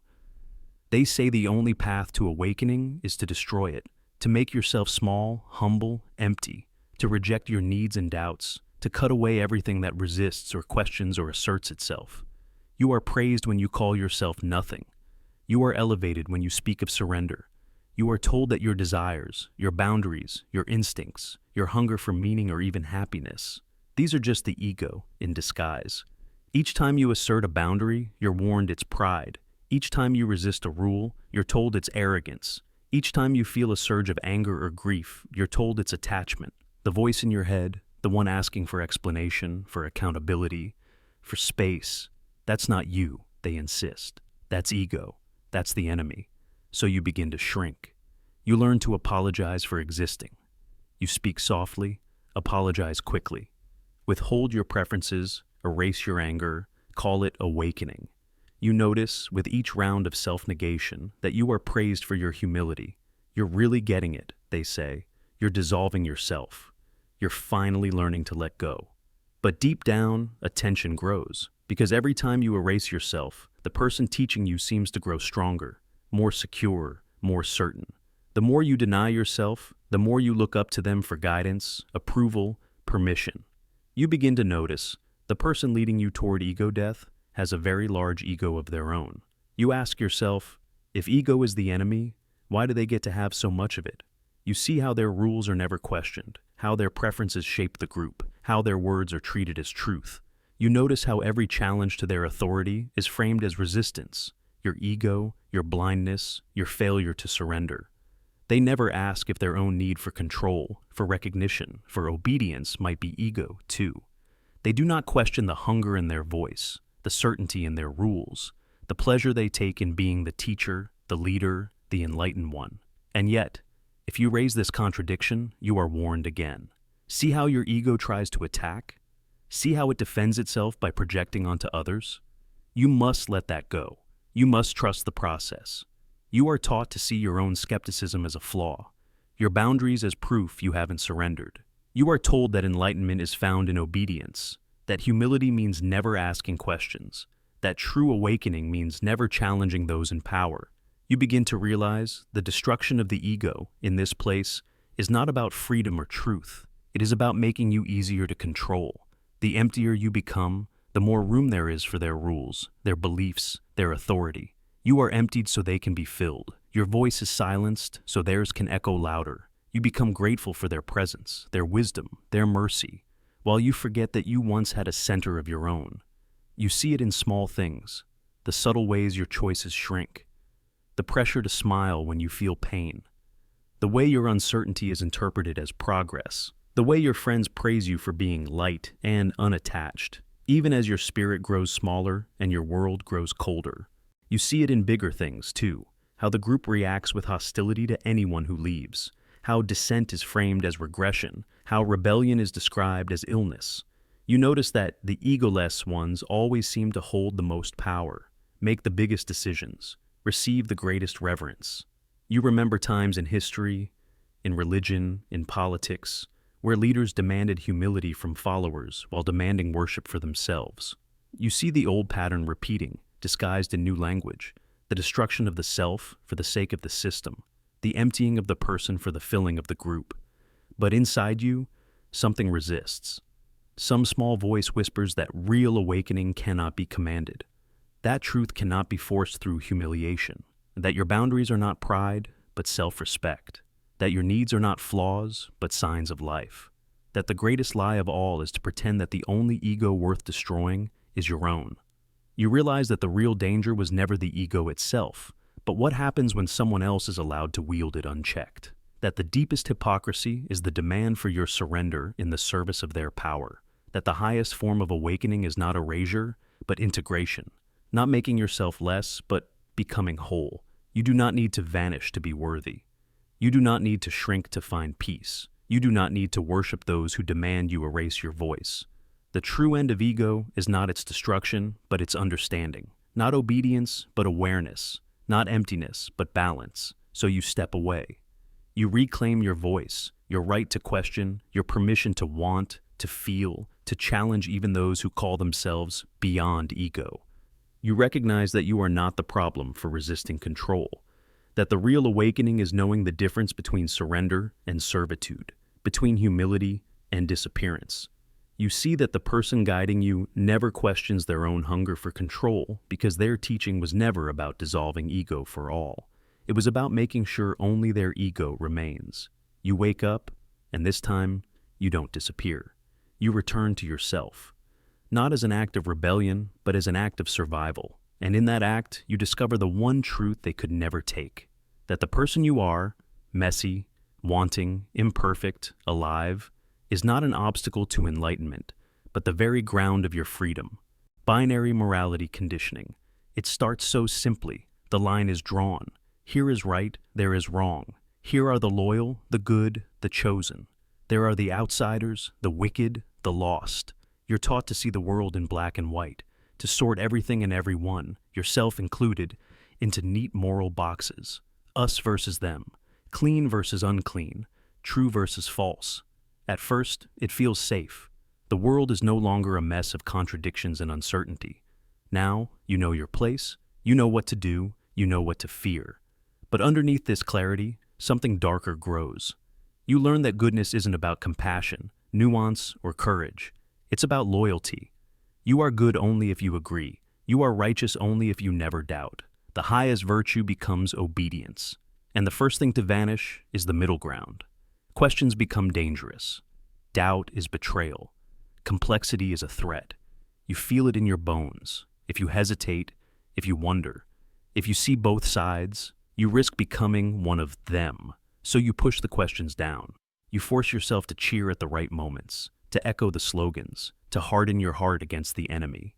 You watch others do the same.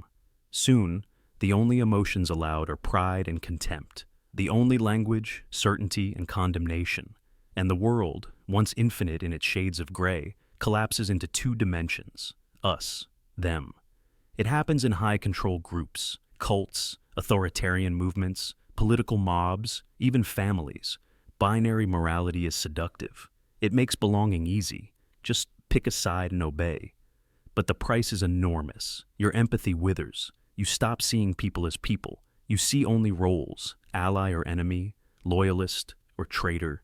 You become terrified of being cast out. You measure every word, every gesture, every friendship by its potential to threaten your standing on the good side. And when the group's rules shift, when today's virtue becomes tomorrow's sin, you scramble to adapt, to prove your loyalty again, to erase your doubts even faster. Inside, your conscience grows numb. It's not that you can't tell right from wrong, it's that you stop asking. You let the group decide for you, and the group demands more. Today, it's loyalty. Tomorrow, it's denunciation. Next week, it's sacrifice.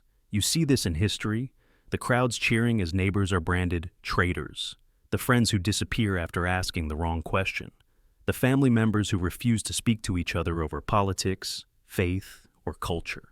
You see it in every movement that weaponizes belonging, that asks you not just to believe, but to divide. Because once you've accepted the binary, once you've agreed that the world is only us and them, anything is permitted against them. Mercy fades, dialogue dies. Imagination is replaced with fear. The leaders, the doctrines, the slogans, they know this. They train you to feel that every gray area is a battlefield. Every question is a threat to the group's survival. So you turn off your mind. You turn off your heart. And you survive by shrinking. But something inside you aches. The part of you that remembers nuance. The part that loved someone on the other side. The part that doubts. That wonders. That mourns the loss of ambiguity. How do you escape the trap? You start by refusing the script. You let yourself feel discomfort when the answers seem too easy. You make space for the questions the group wants you to fear. You remember that loyalty is not the same as goodness, that doubt is not evil, that the world is richer than any box you could put it in. You reach out to someone you were taught to hate. You listen instead of shouting. You allow yourself to imagine that maybe, just maybe, both sides are wrong, or right, or simply human. You reclaim the gray, and in that gray, you find your conscience again. Not the group's, yours. You remember that being human is not about picking a side, but about refusing to lose yourself in the war between two colors, because the world is not black and white, and neither are you. And the moment you allow yourself to see the gray, You step out of the prison of binary morality and remember what it means to be truly, painfully, gloriously alive. Apocalypse ownership mindset. They tell you the world is on the edge of disaster, of collapse, of total unraveling. Maybe it's the economy about to crash. Maybe it's your family's faith about to break. Maybe it's the fate of the planet, the future of humanity, or the balance of the cosmos itself. The specifics don't matter. What matters is this. You are made to feel that you, and only you, are the last dam holding back the flood. You are not just responsible. You are the axis, the keystone, the savior, the one who must not let go. You are told, in subtle and overt ways, that if you falter, if you lose faith, lose discipline, lose vigilance, the collapse will come. The blame will be yours. Purpose becomes pressure. Mission becomes burden. The entire world narrows until it balances on the fragile fulcrum of your obedience. At first, this feels empowering. There's a rush in being chosen, in being told you're uniquely capable of holding chaos at bay. You're special. Your actions matter. The narrative flatters you with heroic imagery. You are the protector, the redeemer, the only one awake while others sleep. You are entrusted with secrets, told stories about how the world fell before and only survived because of people like you. Strong, steadfast, self-sacrificing. But the story darkens quickly, because the more you believe it, the heavier it becomes. Every mistake grows fangs. Every moment of doubt, every flash of weakness, every question you bury, these are not just personal failings. They are cracks in the dam. You imagine disaster slipping through every gap in your resolve. Fear takes root. If you let go, everything you love will shatter. If you question the mission, the world will end. So you hold on tighter. You sacrifice more. You take on more responsibility than anyone could ever carry, convinced it is righteous. The group, the leader, the doctrine, whatever the source, it never lets you forget what's at stake. They remind you that the fate of all rests on your willingness to endure, that every comfort denied, every pain accepted, every moment spent in anxious vigilance is proof of your value.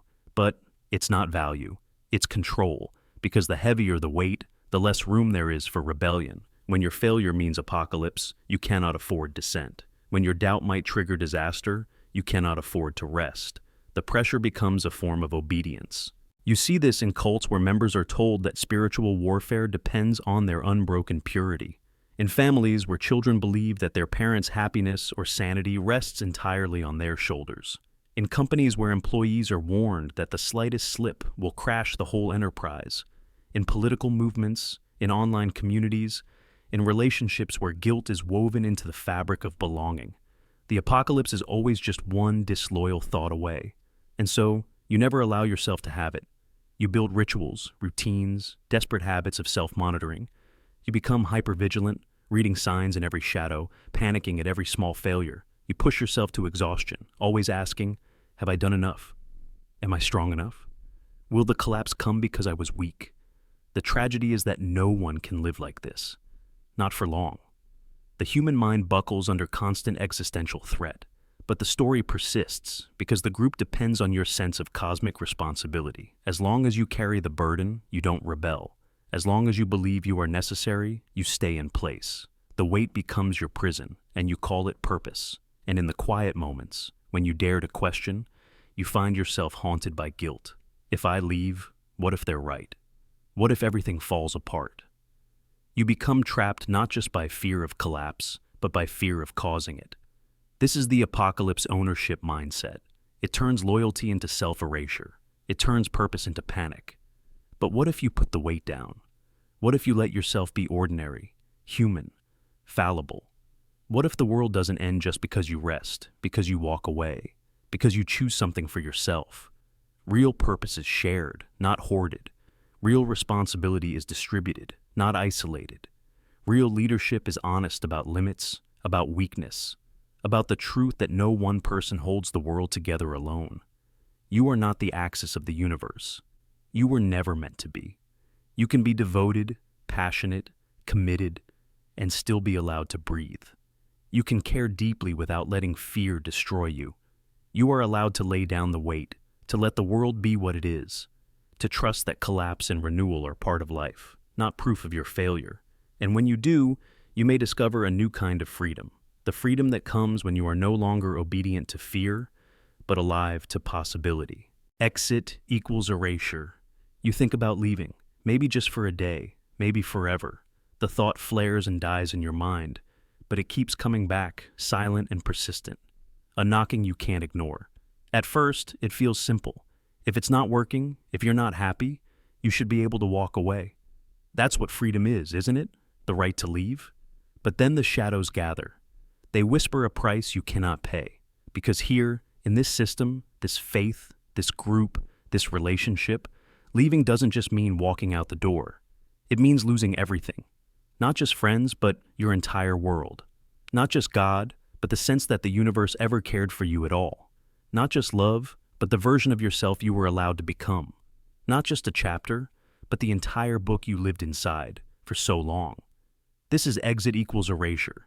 It's not punishment written into rules. It's deeper. It's survival instinct, woven into the fabric of belonging. You are trained, gently at first, to see yourself as an extension of the group. Your story is their story. Your happiness is their happiness. Your questions are dangerous, but your loyalty is sacred. You learn to measure yourself by how well you fit, how well you please, how closely you adhere to the script. You become fluent in the language of belonging, even as you forget the sound of your own voice. And so, over time, you give them everything. Your laughter, your sorrow, your secrets, your future, your sense of right and wrong, even your doubts, confessed, prayed over, purified in the fire of collective approval. Your existence becomes a shared project. You are only as real as they allow you to be. And that is why the thought of leaving feels like death. Because you know what will happen if you go. They will unfriend you, block you, disavow you. You will vanish from family trees, from old group photos, from shared dreams and inside jokes. The phone will stop ringing. The text messages will go unanswered. Your name will disappear from the lips of those who once claimed to love you unconditionally. And if you have faith, they will tell you that you have abandoned not only them, but the divine itself. That God no longer listens to the prayers of traitors, that heaven has shut its gates, that you have exiled yourself to spiritual darkness, all for the crime of asking, "Is this really who I am?" And you start to believe them. You start to believe that you do not exist outside their gaze, that the only way to be loved is to be known by them, defined by them, seen by them, that the price of freedom is obliteration. So you stay. You silence your doubts. You kill your curiosity. You become an expert at self-betrayal, at smiling through the ache, at telling yourself it's not so bad, that this is what everyone must do to belong. You let the cage become a home, because the only thing more terrifying than captivity is erasure. But the longing never dies. It gnaws at you in the quiet moments. It whispers that you were someone before all this, that you could be someone again. Still, the threat is always there. If you leave, you lose everything. The group reminds you constantly, sometimes in words, sometimes in gestures, always in the unspoken law. Your life is a gift we can take back. Your existence is a permission we can withdraw. Your memories will fade. Your place will be filled. You will become no one and nothing, and nobody will care. It works because it's almost true. Because when you leave, there is real loss. You grieve for the friends who turn to strangers, for the faith that turns to silence, for the identity you wore like a second skin, now stripped away. You walk alone, haunted by echoes of a life you can't get back, desperate for a new story that feels like yours. But slowly, painfully, something else emerges. You start to hear your own voice again. You remember what it's like to choose without permission, to love without fear, to think without asking.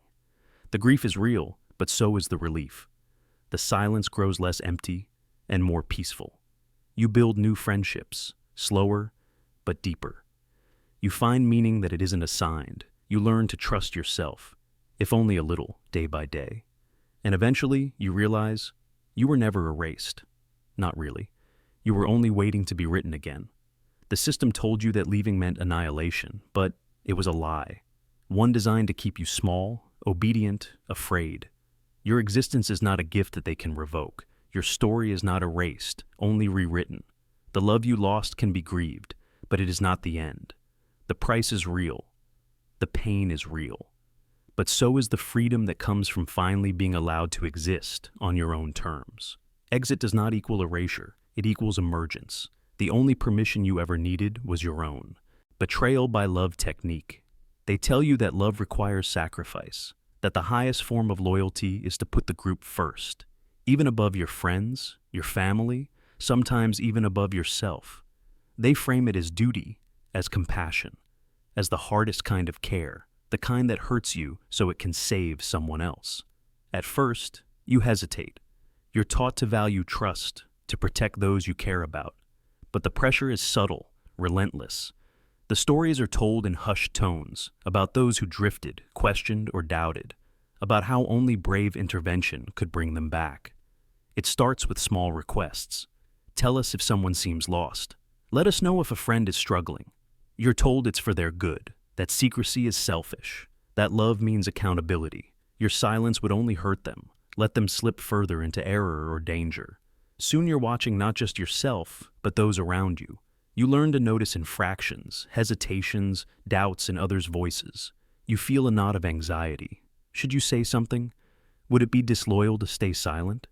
Would you be complicit in their downfall? When you do speak up, when you report someone or share your suspicions, you're rewarded, thanked for your bravery, told you're helping to save a soul. You feel guilt, but also relief. You did the right thing. The group's gratitude soothes your conscience. Over time, the knot untangles. You become more comfortable in your role as both participant and observer, both friend and informant. This is the betrayal-by-love technique, a manipulation so effective that it makes you the jailer of those you care about.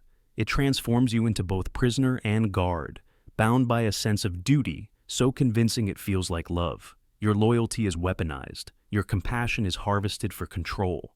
Slowly the lines blur. You begin to correct your friends, for their own good. You isolate them when they question or rebel, convinced that separation will wake them up. You call out doubts, deviations, even small acts of independence, not because you hate them, but because you're terrified of losing them, or losing yourself. Every act of betrayal is reframed as proof of your commitment. Real love, they say, means doing what's hard. You don't see the walls closing in because the walls are covered in the language of care. The system, the leader, the ideology reminds you that harshness is mercy. That discipline is protection. That exposing a friend's mistake is the only way to keep them safe. And soon, the group polices itself. The leader no longer needs to spy. Everyone is watching everyone else. The circle grows tight, the air heavy with suspicion and preemptive confession. You learn to monitor your own thoughts, your own words, because you know others are doing the same. Any act of kindness or rebellion is colored by the risk that it could be reported, out of love. In the end, you don't just lose your trust in others, you lose your trust in yourself. You question your motives, you second-guess your affection. You feel guilt for not intervening sooner, and shame for betraying those you care about. You fear that you too will be reported, isolated, corrected. So you try to outpace the trap by becoming its enforcer. All the while, the group's authority deepens. People who might have left stay out of fear. Those who question are weeded out early, marked as threats, isolated, or purged in the name of purity. The group grows more uniform, more rigid, more brittle. And the greatest tragedy is this: the bonds of real love, trust, understanding, acceptance, are quietly replaced by surveillance, suspicion, and performance. You may tell yourself that you did it for them, for their safety, their salvation, their healing. You may believe that loyalty demanded it, but the system is designed so that you never see the cost, the loss of true intimacy, the silencing of genuine care, the transformation of friends into risks, and community into a prison. There are echoes of this technique everywhere, from cults and extremist groups to toxic families and authoritarian workplaces. Whenever you're told that betraying someone is proof of love, beware. Whenever the price of belonging is vigilance against those you care about, step back. Whenever you're asked to hurt in order to heal, remember, real love does not demand betrayal. It does not thrive on fear. It does not replace honesty with obedience. The exit from this trap is painful. It means recognizing that care, twisted by fear, is no longer care. It means grieving the trust that was lost and daring to rebuild it, person by person. It means accepting that true love is risky, that loyalty is not blind obedience, and that the greatest act of care may be to refuse to harm, even when pressured to do so. You are not just a prisoner. You are not just a guard. You are still, beneath the programming, a person capable of real compassion, one who can choose honesty over surveillance, empathy over punishment, love over betrayal. The trap is real, but it is not eternal, and the first step out is seeing the bars for what they are. Not walls of safety, but a mirror of your own longing for love, twisted by someone else's design. Self-policing, obedience reflex. You used to fear being caught. You used to watch the eyes of authority, listen for the footsteps, wait for the scolding or the shame. Obedience was enforced from the outside. A rule book, a supervisor, a watchful parent, a leader whose approval you craved or whose anger you feared. But over time, something changes. The rules don't go away. They move inside. The voice of authority seeps beneath your skin, merges with your own, and soon you can't tell where their expectations end and yourself begins. You don't just follow the rules. You become the rules. This is the self-policing obedience reflex, the moment when control no longer requires surveillance. It completes itself, invisibly, silently, perfectly, because you are now both the prisoner and the guard. The punishments are internal. The threats are whispers in your own voice. You watch yourself so thoroughly that the outside world could disappear and you'd still hesitate to disobey. It starts subtly. You catch yourself before you act out of line. You censor a thought, stifle a laugh, hold back an opinion, not because someone is watching, but because you are. You anticipate the consequences, rerun the old scripts, hear the old warnings echo. Don't embarrass yourself. Don't disappoint them. Don't even think it. You feel a jolt of anxiety, a flash of shame, and you snap back to the program. At first, this self-policing feels like maturity, like responsibility, like growth. You tell yourself it's good to have discipline, to anticipate the needs of the group, to avoid conflict. You believe you are making life easier for yourself and everyone around you.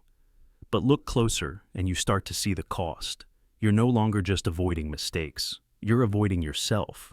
The boundary between your real desires and their expectations blurs until you can't find your own outline anymore. You notice it in the moments of rebellion that never happen. The impulse to say no is smothered before it's born. The urge to speak up, to leave, to challenge, gone before you even finish forming the thought. The punishment is immediate and invisible, a surge of guilt, a drop of dread, a whisper of, "Who do you think you are?" Your mind runs internal trials. You sentence yourself to silence, to compliance, to regret. This is not just about cults or high-control groups. It happens in families, classrooms, workplaces, whole societies. Anywhere that conformity is demanded, anywhere that deviation is punished, the system eventually becomes self-sustaining. You see it in people who apologize for existing, who second-guess their feelings, who live in constant fear of being too much or not enough. You see it in yourself every time you bite your tongue when you shouldn't have to, every time you rehearse the right answer instead of the true one. And the genius of this system is that it never sleeps. It doesn't need guards or cameras. The prison is carried inside. You're on duty all the time, even in your dreams. You dream of obedience. You wake with relief that you followed the rules, even in sleep. Control has completed itself. Perfect, frictionless, endless. The result is not just safety, but stagnation. You stop taking risks. You stop exploring. You stop dreaming new dreams. The world narrows to what is permitted. Your personality is whittled down to what is acceptable. Your identity is trimmed, pruned, shaped into something small and easy to manage. You feel safe, but you also feel numb. The parts of you that might have rebelled are locked away, not with chains, but with sighs. Not with violence, but with disappointment. And yet, there's a flicker. Somewhere inside, you remember what it felt like to want something different. You remember the first time you were punished for questioning, for breaking form, for thinking a forbidden thought. You remember how quickly you learned to do the work for them, to spare yourself the pain of discipline by inflicting it yourself. But awareness is the first crack in the wall. The realization that you are your own jailer is the beginning of freedom. You notice the reflex. You pause before you scold yourself. You listen to the whisper of, "Don't you dare," and you ask, "Why not?" You begin to trace the rules back to their source. Who made them? Who benefits? Whose approval you're still chasing after all these years? You might feel fear or shame or grief as you start to let go. You might feel lost without the rules to define you. But in that space, something true can finally surface. Your own wants, your own voice, your own direction. Control completes itself only until you see the circle from above. When you name the reflex, you can begin to choose. Not just obedience, but honesty, courage, and sometimes beautiful, necessary disobedience. Because you are not here just to be managed. You are not alive just to follow the program. The voice of authority may never disappear entirely, but you can learn to recognize it, to challenge it, to make room for something wilder and more real. You are allowed to want more. You are allowed to make mistakes. You are allowed to think thoughts that frighten those who taught you to be afraid. And in reclaiming that right, control loses its hold. The circle cracks. The program glitches. And the self that you lost to obedience begins at last to return.